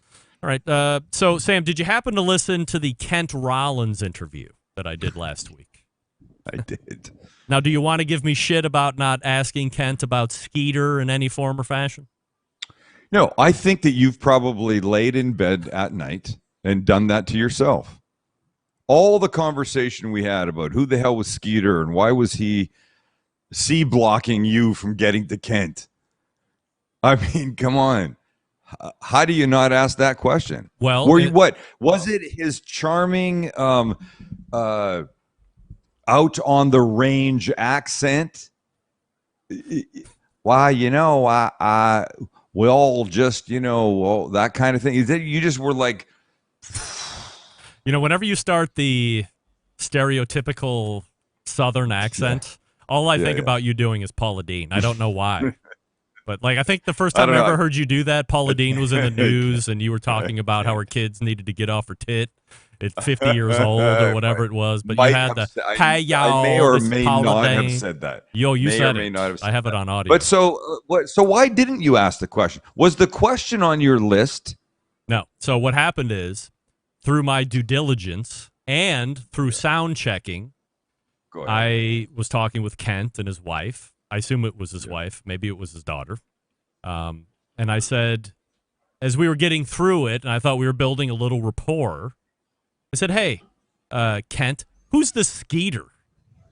And he just kind of chuckled, and he's like, "Oh, that's my father-in-law." He's like, he's a cowboy, and he's a really good cook in his own right, and blah blah blah, and he helps me do this, that, and the other thing. And so as soon as he said father-in-law, that was it for me. I wasn't going to sit there and say, "Well, hey."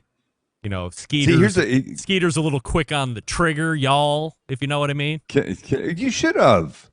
Yeah, but why? Where is this? But I had secured, it wasn't his priest. But I had secured the interview, and it was through Meathead running an end around. So, why bother badgering Can I make a suggestion? Kent? Kent might have never known about it. Listen, please don't talk to the guests before an interview next time. I have to check. Because that happens. Then questions come out that you ask, you get the answers to, then you don't ask them. And all of your audience, all the Centralites are sitting here going, he bitched so much about that freaking Skeeter. I can't wait till Greg hauls him on the carpet and asks him about that. Yeah, but and how do you think that question would have came across? All you did was kiss his country ass for the whole interview. Kiss his ass? No, his country ass. His country ass? Yeah. All wide, dusty ass?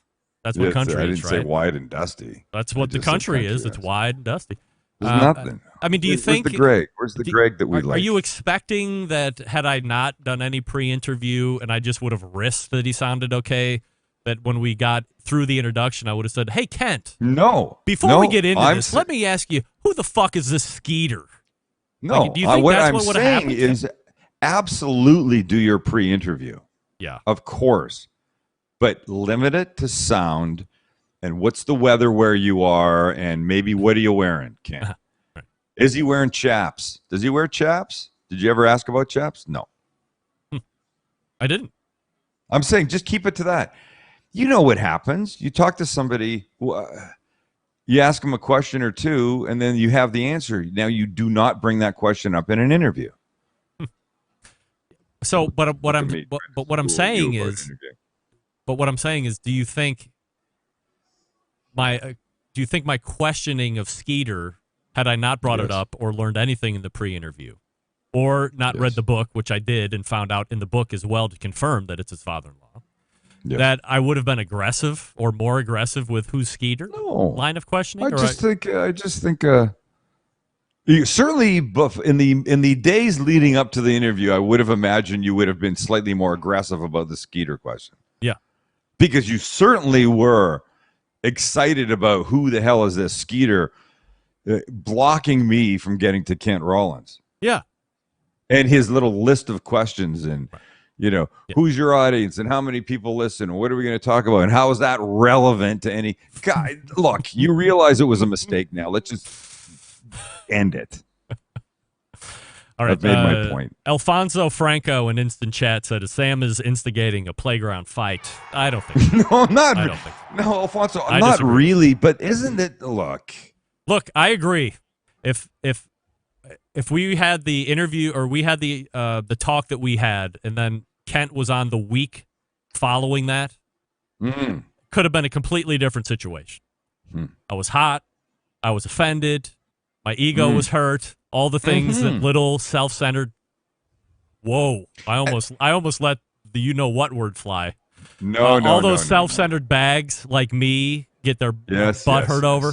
But then weeks elapsed, and the pain subsided, and then Meathead did a thing.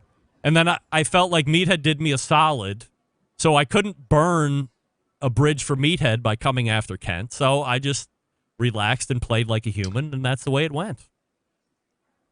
But I wouldn't have expected you to be a D-bag. I thought you would have just been like, I got to ask you a question before we get going here. Let me ask you one question. Who is this gatekeeper, Skeeter, that doesn't let anybody in without, like a dozen roses or something? That's all I expected. All right. And Let's move on.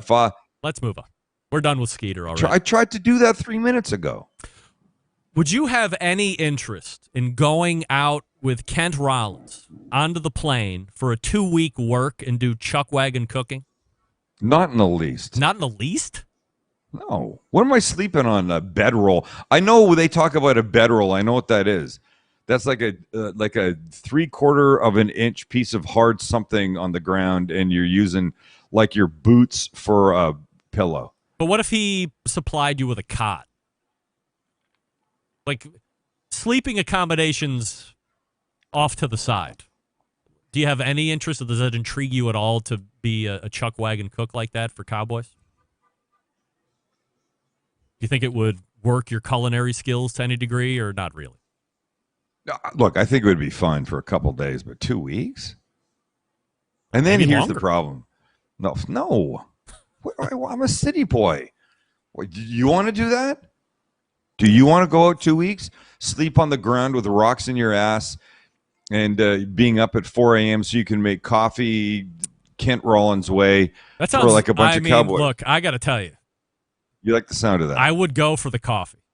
He's got me hook, line, and sinker on the coffee. I've watched all the friggin' videos that I can watch on Kent Rollins coffee. Great. So look, you're the guy getting up. You're the guy getting up at 4 a.m. to make the coffee for the Cowboys. Yeah.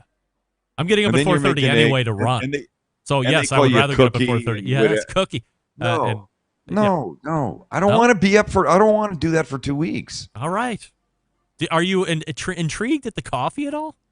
I love coffee. I can make his coffee here. I don't need to be. Yes, I mean, like I don't mean 800 hours away from home. I don't mean go out and experiencing. I'm like, would you like to try his method of coffee at your house? Yes, I would love to try his method of coffee. I would love to try his food. I would love to be out there in the open range, dirt in my nostrils, hanging out, having fun around a campfire, cooking on cast iron and Dutch ovens and burying junk in the ground. And I would love that.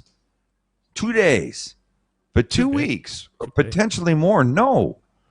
Notice he doesn't do that anymore. Not all the time. Well, he's not a kid anymore, I guess. But what is he, like 7? I don't know. Something. Yeah. Should I find it shocking that he has almost 2 million YouTube subscribers? You should not. No. I think he does a great job. Yeah. I find him really entertaining, really enjoyable to watch. Yeah. I do too. Plus, I like the fact that he. I think a lot of people would want to stereotypically take a dump on the fact that he uses a lot of canned stuff, but in the book he does a really good job in explaining why that is, of course, because there's no refrigeration or limited refrigeration. You know, if you're going to do steak or something, that's something you got to do in those first couple nights before the ice melts. Look, I came to my early TV days using half canned-ish kind of pre-made stuff and half fresh stuff. Like, what's her name? She made a career on that. Sandra Lee. Sandra Lee. Yeah. Oh, God. Semi-home. That's a whole nother. Yeah, I don't want to even talk about Sandra Lee. Okay. She drives me insane, and I don't mean it in a good way. All right. I don't mean it in a good way. Do you think we're going to have normal TV in 10 years? No, I don't think so. Do you see yourself doing your show in 10 years?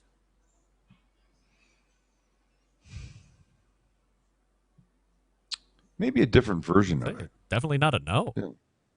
No. I mean, I don't see a day when I'm not working. I really don't. Just because I know, you like it? Mm-hmm. Yeah. And it feeds me. I've got friends that say, you know, the day's coming. Yeah, look, I'm 61. So I've got friends that say, no, the day's coming, and I'm just going to stop. Yeah. I go, and then what? They go, oh, I'm just going to relax. I go, that would be not relaxing for me. I like working. I like what I do a lot. Yeah. And I would like to continue doing it. And so maybe the breaks get a little bit longer in between. But what are you looking at? Me? Yeah. Don't you worry about me. I have many things going on. I know, but I feel like we're having a conversation, except you're turning your head to your left or whatever 13 times in the last 8 seconds. What's going on over there? I have things that I have to keep track of. I'm not What listening. What would those things be? I have, but you're not giving me your full attention. I know Alfonso probably is. Of course, I don't. I'm having a hard time with this. Did you you look really? away this often with Kent? I don't even think I looked at the camera. I was too scared. You looked at the camera. No. Of course. You didn't ask him who the hell Skeeter was. No, why would I? It was very unnerving for me. Okay, once again, my insecurities are going to bubble to the top, and I'm going to say, is this conversation we're having actually interesting for people? Yes, because now what did we just learn about you? You're a That guy who finds that I wanna relaxation in work. I do. I'm here to tell you, by the way. Yeah. I'm also a guy who likes to work. As I was telling Jess Pryles a couple weeks ago when she was on for her quarterly segment, and we'll actually get into some of the stuff we talked about with eggs and steak and whatnot. Yeah, I have a. I said, hey, she's impressive to me because, like you, self-starter, entrepreneur spirit, likes to be her own boss, and she's in charge of her. I'm not like that. I really don't mind being a worker. Like Howard Stern always says, like he likes to be working for somebody, and he's not. I mean, he's his own business and all this, but he's ultimately, he works for Sirius or he worked for K-Rock or whoever. I don't mind working for Ohio Peterbilt. I enjoy that. That's fine for me. And I don't want this internet show to be a single source of income. Like, this is what I have to have in order to feed my family and make my bills pay and all that. I don't want to do that. So I think there's some kind of a weird stereotype or thought that at some point you have to not want to work. You have to want to be retired in a stereotypical way of not going to an office, going to the McDonald's on the corner and talking with other schmucks about how the world sucks and it was better when you were 20, 50 years ago. And that's like whatever retirement is. But why? If you're proficient at your job, if you're doing well, if you enjoy it, if you're productive, you can make money, and it makes you happy, why not work until you're dead? Who cares if that's what you want? The only thing that matters, is that you do what you want. It's all that matters. You should be doing a job that you enjoy. And if you don't enjoy it, you should find something else, or you should find a way to put in some of what you do like. Yeah. I said to Kelly the other day, when I get too old maybe to do this or whatever, the restaurant stuff, whatever I do, I could actually see myself being one of those information people at the airport. I like to talk to people. I like to help people. And I just think you need that stuff to keep yourself going. The people that stop, that cut it off, I've never read a study, but I imagine that people that do the complete full work stoppage, they're at home, I don't know if they're playing cards or they're talking to their friends, or I got to feel like their lives are going to be shortened somehow because they haven't kept everything upstairs just completely going. And I don't want to be that. I want to be hanging on, doing great stuff until the last day, and then let one of your big ass Peterbilts take me out, maybe. Could we arrange that? They're heavy. Yeah, They're heavy enough. I'm sure they could. In California, it might be one of the first electric vehicles. We could probably have that arranged too. It'll be extra heavy. Love the idea of that. Yeah. I say that because I watched my dad go through a retirement.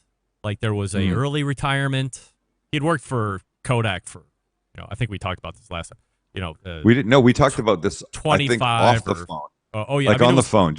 He worked, and he was like the prototypical the traveling sales guy. Then promoted to a region manager. Then eventually promoted to national accounts, and worked there for 30 years or whatever. I mean, it's just like unheard of nowadays.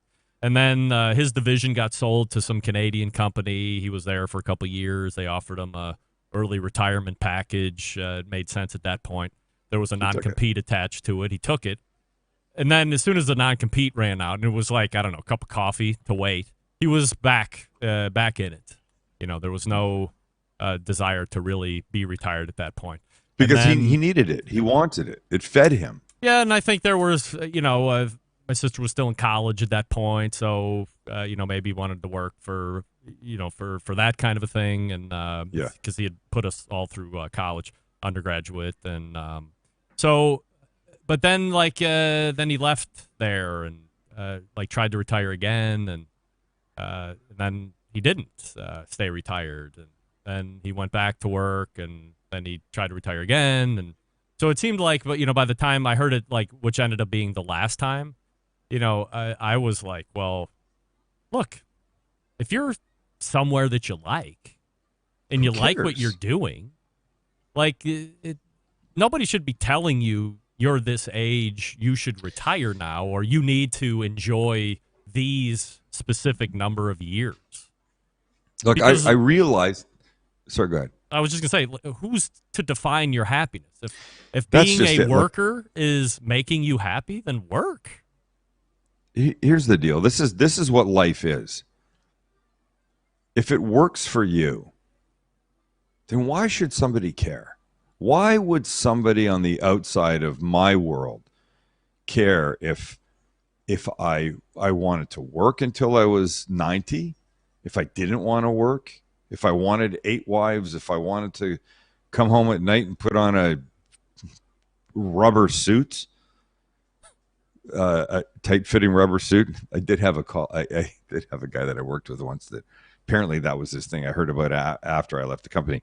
But what I mean, you want to have a same-sex partner, you want to be transgender.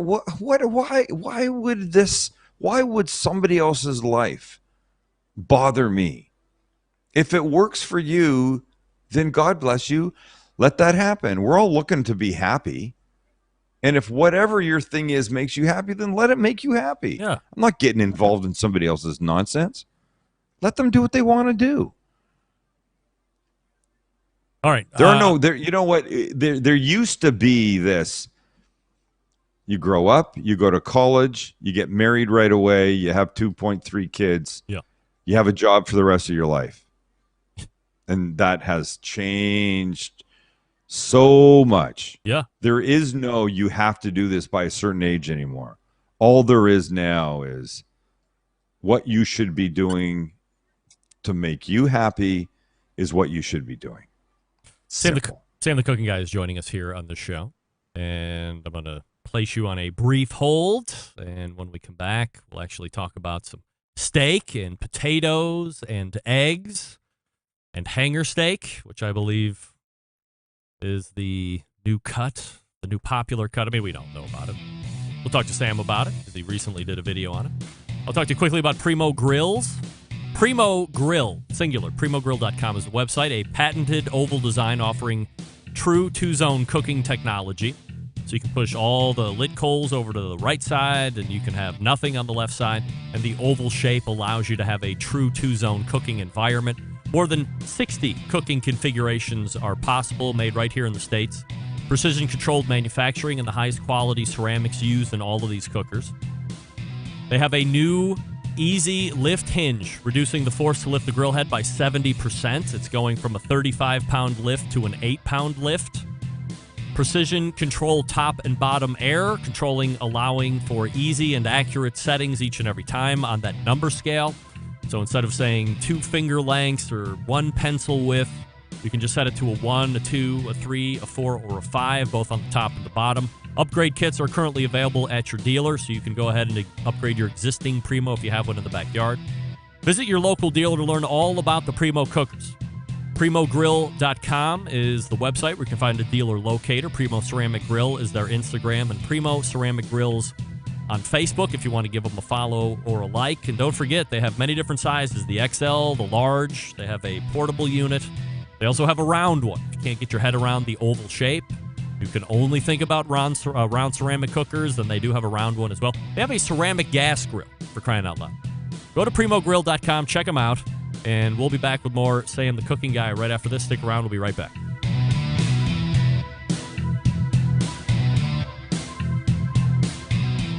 Celebrating over 10 years of prolific and unparalleled live fire barbecue and grilling talk.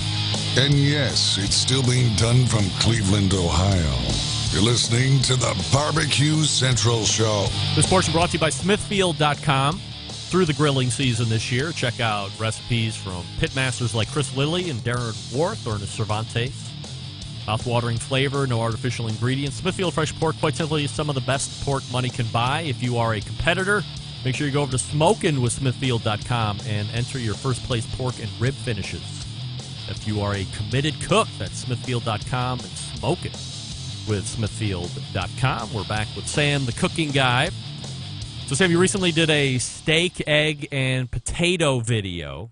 In a few weeks back, as I had mentioned, I had newly minted quarterly guest Jess Pryles on, and we talked at semi-length about a recipe that she devised a couple of years ago. It's in on a recipe, and I think it might be in her book, a soft-cured egg yolk. In essence, equal parts sugar and salt.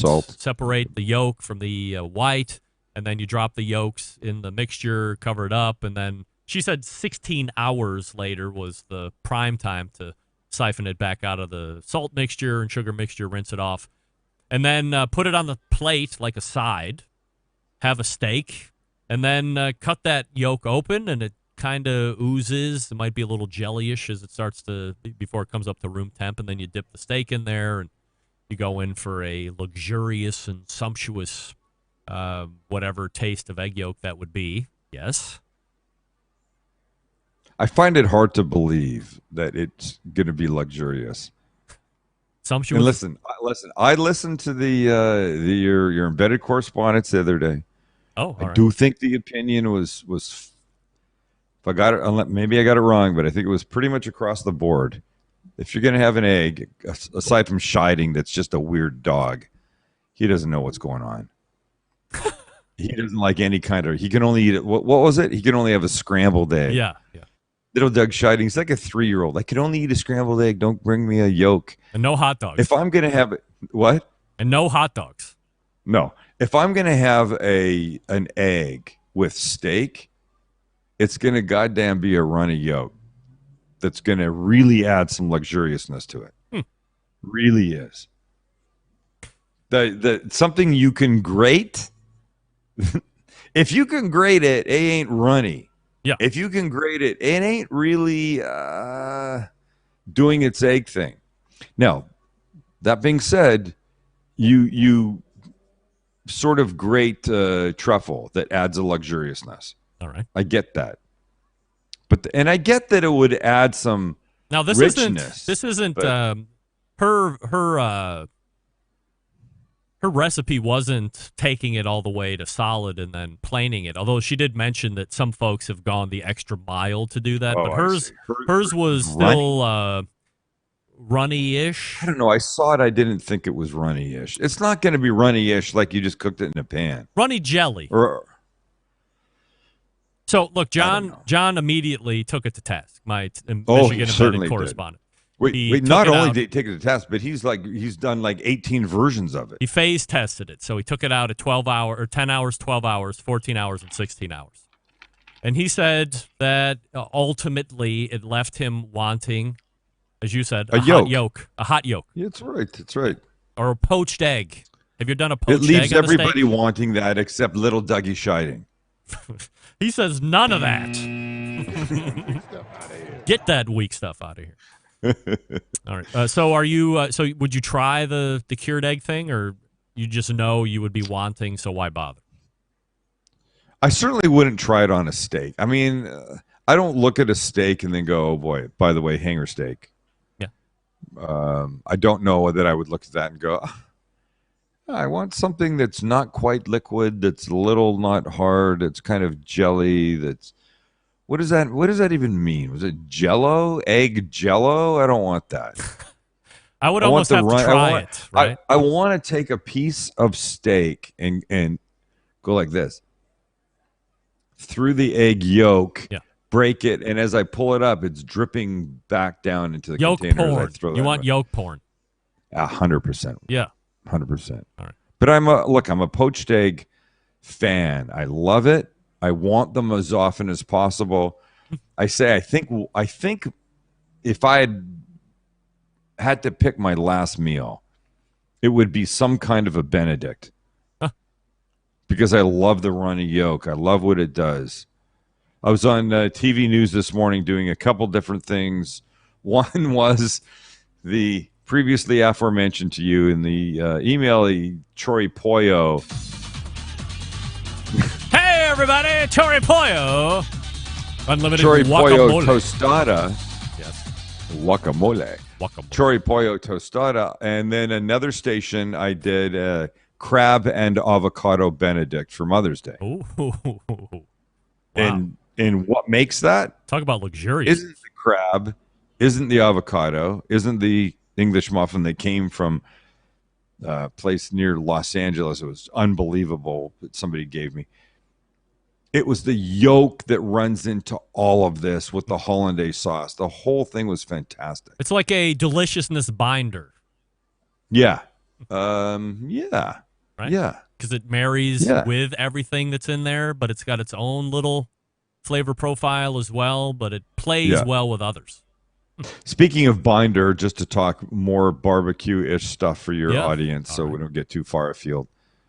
Our recent episode of yesterday was the Arby's beef and cheddar. And I did a little prime rib on my grill. But as a binder, I usually use mustard. Mm-hmm. In this case, I used QP Japanese mayo. Oh. And it was so damn good. Yeah. Well, I mean, mayo is just an oil, right? Yeah, so that's absolutely. There's no flavor that's going to be on it, obviously. And I knew as I was putting it on, I could hear people at home going, thinking it's going to be disgusting. Mayo. It's going to be just like one giant mayo blob of meat. Yeah. Which wasn't. Did I ever tell you the Arby's brisket secret? No. So years ago, when the brisket sandwich originally came out, I somehow secured the culinary director for Arby's on the show, and we interviewed him about the brisket sandwich. Because back then, I was really critical about fast food brisket at all. And I said, I was kind of taking this guy to task. And I said, and oh, by the way. Not like you took Kent Rollins to task about No, Skeeter. I've mellowed Nothing in like my that. older years. And I was like, oh, Go by the ahead. way, what's with this mayo on your brisket sandwich? There's no brisket sandwich I've ever heard of that has mayo on it. And he said, well, you're right, but let me tell you something. Or let me ask you something. Did you taste mayo? And I said, no. He's like, right. Let me tell you what happens then. We pile on our brisket, but before we do that, there's just a nice little base layer of mayonnaise. What happens is that mayo picks up all of the brisket flavor. Then you take a bite of it, and the mayo is coating your mouth, giving you a much more beefy presence without having to just stack a crap load of beef on there. They're tricking you. They can get away with using less meat, concept. Yeah. but it's coating your mouth with that beef flavor. Mouthfeel. Yes, and I was like, wow. So ever since then, I've been, even more of a mayo champion. But that's so if you ever want to trick somebody, you can just put a little mayo on something. That's why I like mayo on my burger too, because I think it adds a little bit more of a beefy flavor to it. Yeah, of course. So, can we talk a little bit about something that amazes me? And I think you can talk on the subject a bit uniquely because you are now solidly in that restaurant business part of the world. And I wonder if it's Should a I be nationwide chewing ice thing. for this conversation? Doing what? Should I be chewing ice for this conversation? No, I got you covered. I wonder if it's a nationwide thing or if it's just like a regional thing for me here in Cleveland. There's a local chain here called Swenson's, known for their burgers. Specifically, the Galley Boy burger is their signature burger. But they have all kinds of different burgers. And it's a hop restaurant. So you pull in, turn your lights on, and some college-age lad comes dashing out at breakneck speed to take your order. Then he runs back in, and then 10 minutes later, he comes back with the food and hangs it in your car. No roller skates, but it's. What does that mean? Hangs in your car? He's got this. They have a special tray that they open your door and then they hang it on the door, and so when it closes, it's right over the driver, and then you divvy it out if you have. Oh, more I get people it. in the It car. sits on like the. I get you. Yeah, it sits on the. Gotcha. Okay. Yeah, on the window sill kind of area. On the windowsill thing. Yeah. So and then he runs away, and if you need him, they tell you to turn your lights off, and if you need him again, you turn your lights on. So that's how you hail the guest. I love that. I love that system. Here's the deal. There's a new one going up a quarter of a mile from my house at this intersection. And it's the buzz is deafening. And you see the posts on Facebook. Oh, Swenson's coming. I just ate at the Cuyahoga Falls Swenson. So I just ate the one over in Severance Circle. Blah, blah. I've never seen one negative friggin' post. I've eaten there no less. I've eaten at the flagship location just north of Akron. I've eaten at 2 or 3 other ones. And I'm telling you right now, if this isn't the definition of average at fucking best, I don't know what is. And I've tried it, and nary a word other than the highest praise possible. How can this be? I have a trained burger palate. No, I'm not I know. talking You about got anything else. But what are we You doing don't have to here? say burger palate. I know you have a good palate. Let me just tell you something. And I know you don't drink, but I'm going to draw an analogy to one alcohol. Yes. Patron tequila. Okay. I've had it. Patron tequila. By itself. Nobody else around. Desert island. It's pretty good. But the second you put almost anybody else's tequila beside it and you taste them side by side, suddenly Patron is like, what the fuck? That shit is not good. There's this little thing in the world, Greggy. It's called marketing. And you know what they say? They say if you put like 6 people on a street corner and they all look up, soon there will be 30, 40 people all looking up. Yes. A crowd follows a crowd. I would look up. I don't know how Swenson's managed to do it, and I've not had one, so not fair for me to say that they blow or they're great or they're moderate. But I trust your opinion, and I think there's a crowd behavior that gets behind some of these things, like Patron. I'm telling you, if you're a tequila person, go look for something called Gran Centenario. Gran Centenario. I don't know. Centario. Something like that. It's really good. It's less expensive, and it kicks the shit out of it. Like many burger places are going to kick the shit out of Swenson's. Yeah. But somehow they've got this herd mentality behind them that manages to push it up the ladder. And I don't get it. And I don't want to reward that behavior. I don't want to reward them with my behavior of supporting. I don't know. And my kids are brainwashed. They love it. They go to 15 minutes out of the way when they could stop at the Wendy's and get a burger, but I don't know. But how much your kids, I get you've got a college child and a high school child and then younger. Two. And so yep. So that was I said and younger. 2 high school kids. No, I said all right. High school, college, and how much of it is the guy running from the door to the car and the thing that sits inside on the ledge? There's a mystique. There's a whole thing. Before I ate there the first time, that's all that brought me in. You're too old, right? Listen, you're too old. You're too ensconced in the food world of how it tastes. And I get that. But your kids and other people are like, they're just taken by the whole process. The experience? Yes. Yes, but sometimes... let it happen for them. Look, wow. That was highly unprofessional. I want to say I was just in the middle of that Wednesday night when I was at Knife in Dallas. I mean, the food comparison is totally different. But you can't, even in the same sentence. But it was in the swanky hotel. There was like flames going around, and it was, highly visually, aesthetically pleasing. The people that I was with, people that I would love to always have a dinner with every now and again and share a conversation and talk inside baseball about the industry and all things that can elevate a rather average food experience. But at some point, you have to eat the food. And no matter the mystique and the hot dudes racing your burgers to the car and the neon sign and the 75,000 other people that are cramming in there because they've fallen victim as well, at some point, the food has to speak for itself. And when you bite into the galley boy with the olive spear down on top of it, and you take your first bite and you swallow, you go, Meanwhile, that place is going to be printing money for the next 6 months as soon as that opens. Lose the anger because that's a lot of life. And what about Skeeter? No, don't start me with Skeeter.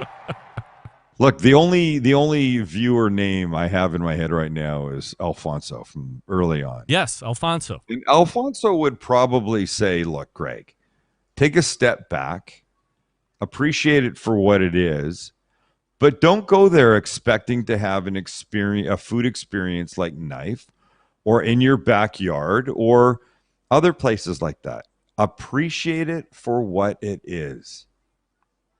You can't be disappointed if you don't have greater expectations than the place is prepared to deliver.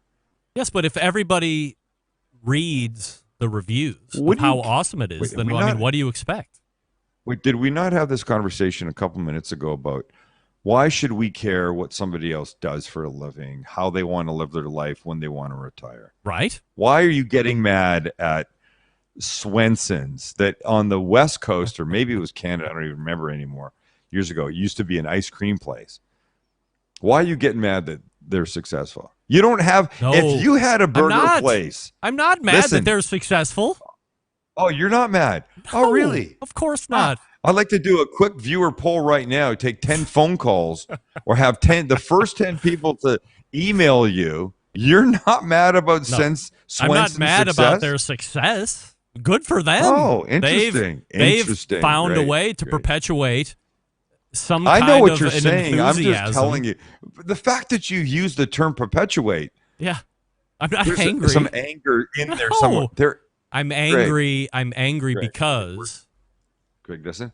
they're Hands at Heart Center. We're going to talk tomorrow. We're going to work this out on the phone. It's going to be fine. you Put see off what I'm your saying. 130. You see Put what I'm off your saying, 130 Peter bit selling session to the guy down the street. You'll sell him his truck later in the day. We need to work ourselves through this. Well, I'm look, here for you, buddy. Number one, let me say this with peace and love. I am Anybody very listening, happy. send Greg an email. Is Greg very Greg happy. harboring No. some anger about Swenson's? Not success. I'm the only anger that I harbor about Swenson's is that it's not as good as everybody is purporting it to be.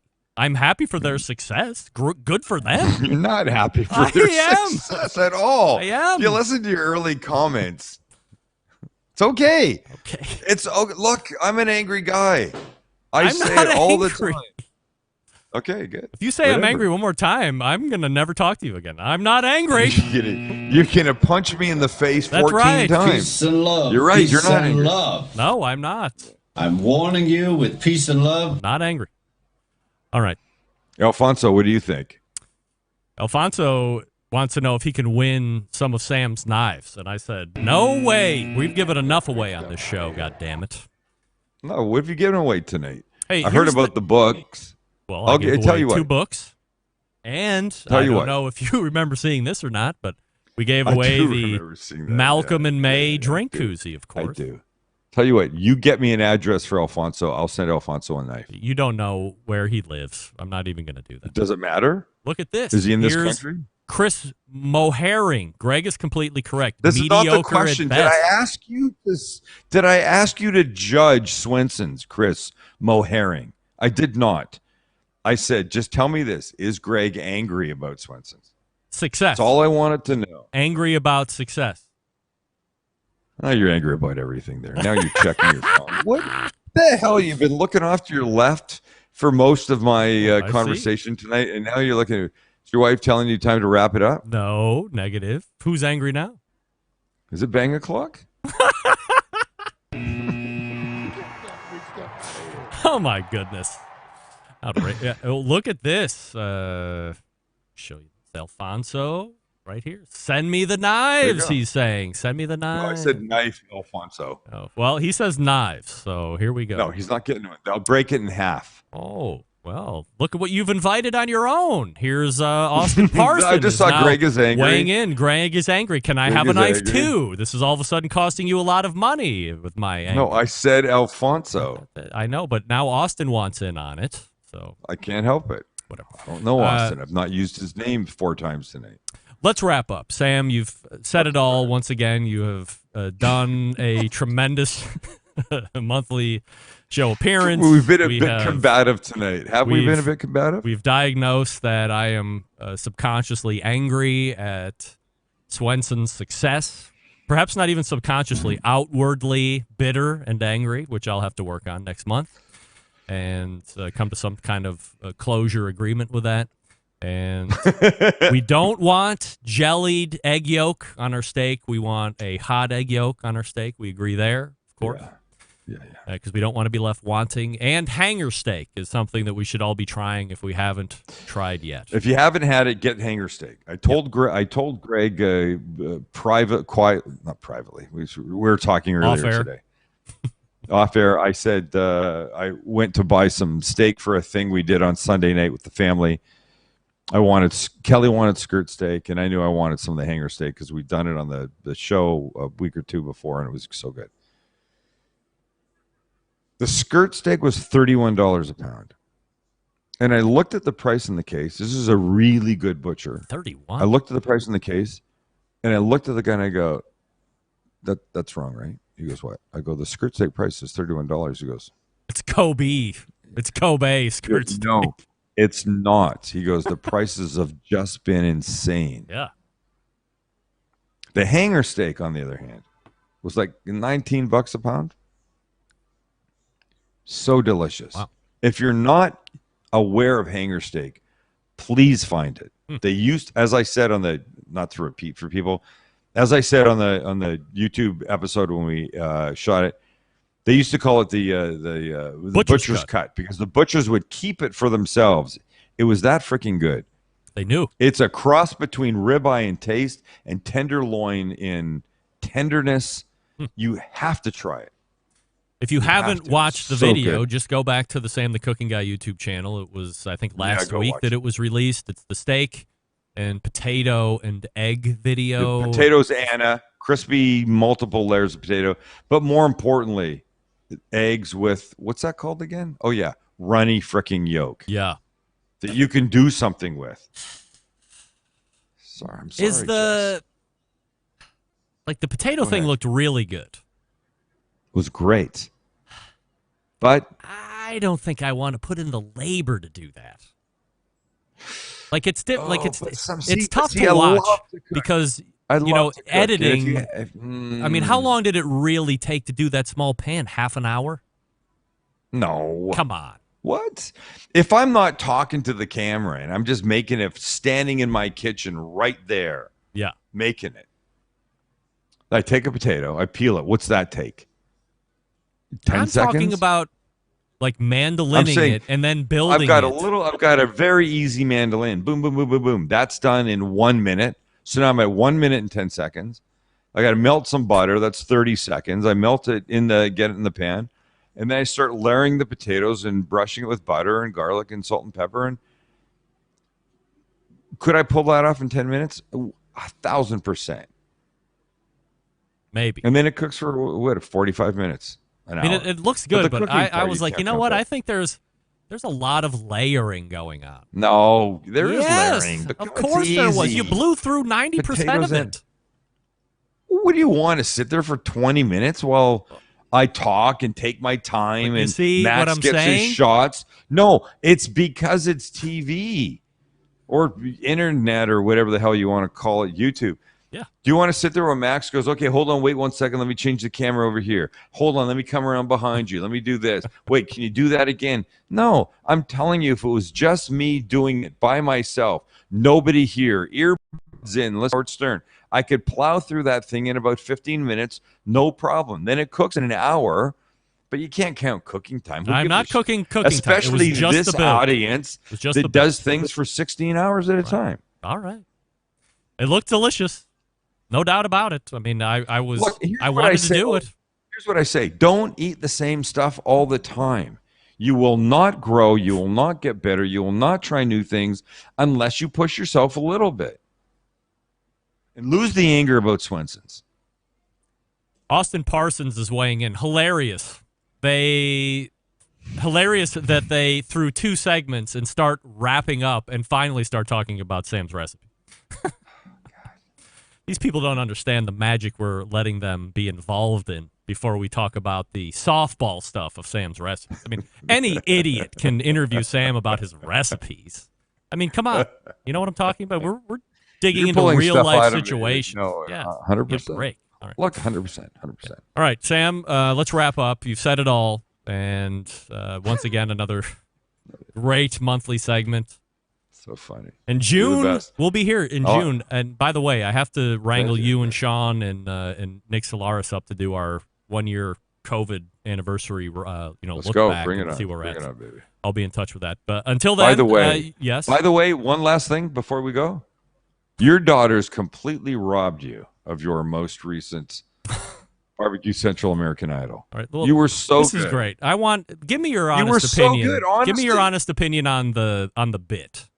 I'm not worried about if I sounded good or not. But what do you think? What do you think? I'm not a fan of the bit. You know that. I've told you that. And I don't like that you make me say this honestly and openly in front of your people. Please do. But I'm not a fan of it because it's not good people singing. That can't sing well. No, it's not good singing.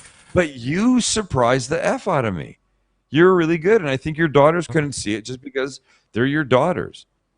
I think And they picked really Ricer's song enjoy judging. I think they do, but like they picked Ricer's song because it was hip hop or whatever the hell. It was very left field. Rap. It wasn't. It was singing. rap. That's why. And he No, it wrote wasn't some of his singing. own lines. And and who sang Johnny Cash? John Solberg, Michigan embedded correspondent. It was really good. Yeah. And I feel bad for what I'm about to say. Look, I've already pissed all over little Dougie Scheiding. Yes. I'm not so sure Doug should be signing up for this competition next year. Just going to be honest with Trust me, everybody here. Doug will be the first one to tell you that he is not signed up for the first 2 years. He's doing it because I'm asking him. Of course he is. Of course. I got to send you, if you didn't hear his first song from I don't last need a year. CD. No. I'll just send you what he did last year so you can hear the improvement. Please do. Market improvement. No. Yeah. All right. Well, look, I apologize to your audience because we barely covered any sort of real food talk. We didn't talk about stick smokers and pellets and pit barrel eggs cooking and pit barrel cooking. Right. I love my pit barrel cooker. I'll be honest with you. I love my Traeger. But we do take our stuff in a slightly different direction, and I don't think it's a bad thing. So here's what's going to happen. Next month, I'm going to show these people what time it is. I'm going to put together an agenda that is only cooking. We will not deviate. I will not allow me or you to deviate. I will quickly return us back to task, and we will have a full monthly segment of cooking. Listen to me. Not freaking possible. Not possible? No. If we put our collective minds to it. You say hello, and somehow we're in a different direction. Well, I'm telling you, we could. Let's just consider it a challenge. Okay, and then they could pick. They could pick between tonight's complete randomness. Yeah. And then what happens next month, and they can be the judge. Write this down in your little log there, barbecue boy. There you go. Not June. In July, a poll beginning of the month or the end of June. Do they prefer the randomness or the stick to the schedule rigidity of what you're proposing? All right.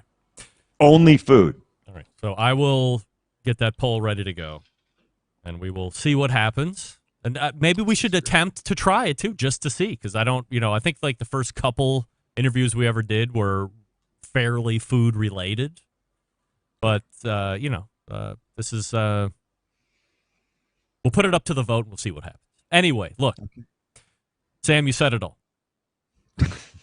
You've said that 3 times. Monthly segment Beyond Compare, and we can only imagine what June is going to bring us. If you can't get enough of Sam, you should make sure that you're subscribed to him over at YouTube, where almost 3 million people are, for videos that are released Monday, Wednesday, and Friday.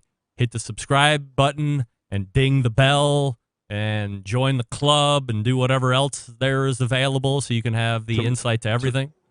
Tomorrow is a ridiculously large sheet pan nachos and a margarita in observance of Cinco de Mayo. That's right. So be ready. And as always, Sam, I appreciate the time, and we will see you in June. You're awesome. All See right, everybody. there he is. Thanks. Sam the Cooking Guy right there. TheCookingGuy.com is website. You can also follow him over on Instagram. But if you're not subscribed, make sure that you're over there on YouTube, where he's doing his thing 3 times a week. And we will run the poll. Random talk with cooking sprinkled in. I got to be honest. On my agenda, I had to ask him about Kent Rollins. I asked about his YouTube subscribership, if he would be doing TV or the show in 10 years, if there would be normal TV in 10 years. We talked about the steak, egg, and potato. We talked about the sensation of restaurants that are average, that get overhyped for average food. And we don't discredit them or feel bad for their success or angered about that. I didn't ask about the garlic press. Damn it! See what happens when you get off track. There's at least 3 or 4 things that I didn't get to. Next month, for sure. Next month, for sure. Hey, I'll talk to you quickly about Pits and Spits. Since 1983, Pits and Spits has been handcrafting smokers and grills in Houston, Texas, establishing itself as one of the premier brands in high-quality offset smokers and more recently pellet cookers. Pits and Spits setting itself apart by using heavy 7 and 10 gauge stainless steel in every cooker, fully welded construction that you can feel when you use the unit, and the 304 stainless roll-top lid and front shelf on every single smoker. Why does it matter? By using higher quality materials, Pits and Spits smokers reach and maintain temperatures, allowing you to worry more about the meat than the heat. By providing a fully welded smoker, you don't have to worry about grease or smoke leaking out of the barrel, or that grill rattling apart as you move it through the backyard. And a 304 stainless steel, you get an heirloom quality piece of equipment you can pass down to your kids. Where some companies focus on being a low-cost provider, Pits and Spits focuses on craftsmanship and quality materials. If there's cheaper ways to make them, we know there are. But they don't like tack welds and cheap stainless and electronics that you can't trust. Having in-house manufacturing gives them complete control of the design and standards, not something you find in the other stuff. Steel suppliers supply materials to be used in some of the harshest environments around, so you know they can perform in any and all conditions. And their controllers are made right here in the States. They have unimpeded transparency into the programming. Call them if you have questions. Ask for Coy. Tell them I sent you. 844-650-6250. Visit their website, pitsandspits.com, all spelled out. Or see their pits in the wild across social media at their handle at Pits and Spits. We're back to wrap the show right after this. Stick around. We'll be right back. Whole packers, full racks, legs and thighs, injecting butts. If you've never heard this before, you might think you found the best XXX show ever. Let's get back to the most homoerotic host out there today, Greg Rempe. And this portion being brought to you by Vortic Watches. Vortic Watch Company is a small batch custom watch manufacturing and vintage restoration company located in northern Colorado. They take antique American pocket watches like this one right here and turn them into wrist watches. Their mission, preserve and enhance the legacy of manufacturing excellence in America. In order to do that, they combine traditional and cutting-edge technology to create unique quality, functional timepieces with exceptional value. Here's the coolest part. Each watch that Vortic makes is unique and one of a kind. Vortic, founded on the motto that America wasn't assembled, it was built. Check out vorticwatches.com for more information. And we thank Sam, the cooking guy, for joining us as we get ready to tear on out of here. Way over, but that was expected, of course. All the way back in the first hour was Malcolm Reed from How to Barbecue Right. Then we talked with Mike Lang from Another Pint Please, anotherpintplease.com. You can go to his website and order his new book, One Beer Grilling. It will be starting to deliver and or hitting your porches on the 11th, which is a week from now. However, you can pre-order right now. Get your hot little hands on it wherever books are sold, Amazon or through anotherpintplease.com or various other retail locations. And then in the second hour, Sam the Cooking Guy joined me. Thecookingguy.com is the website. And you can find him on YouTube releasing videos 3 times a week, Mondays, Wednesdays, and Fridays. Big show planned for you next week. Meathead is in, amongst others. September 11th, 2001. I will never forget. Until next Tuesday at 9 p.m. Eastern. This is your program host and proud U.S. American, Greg Rempe. Good night now.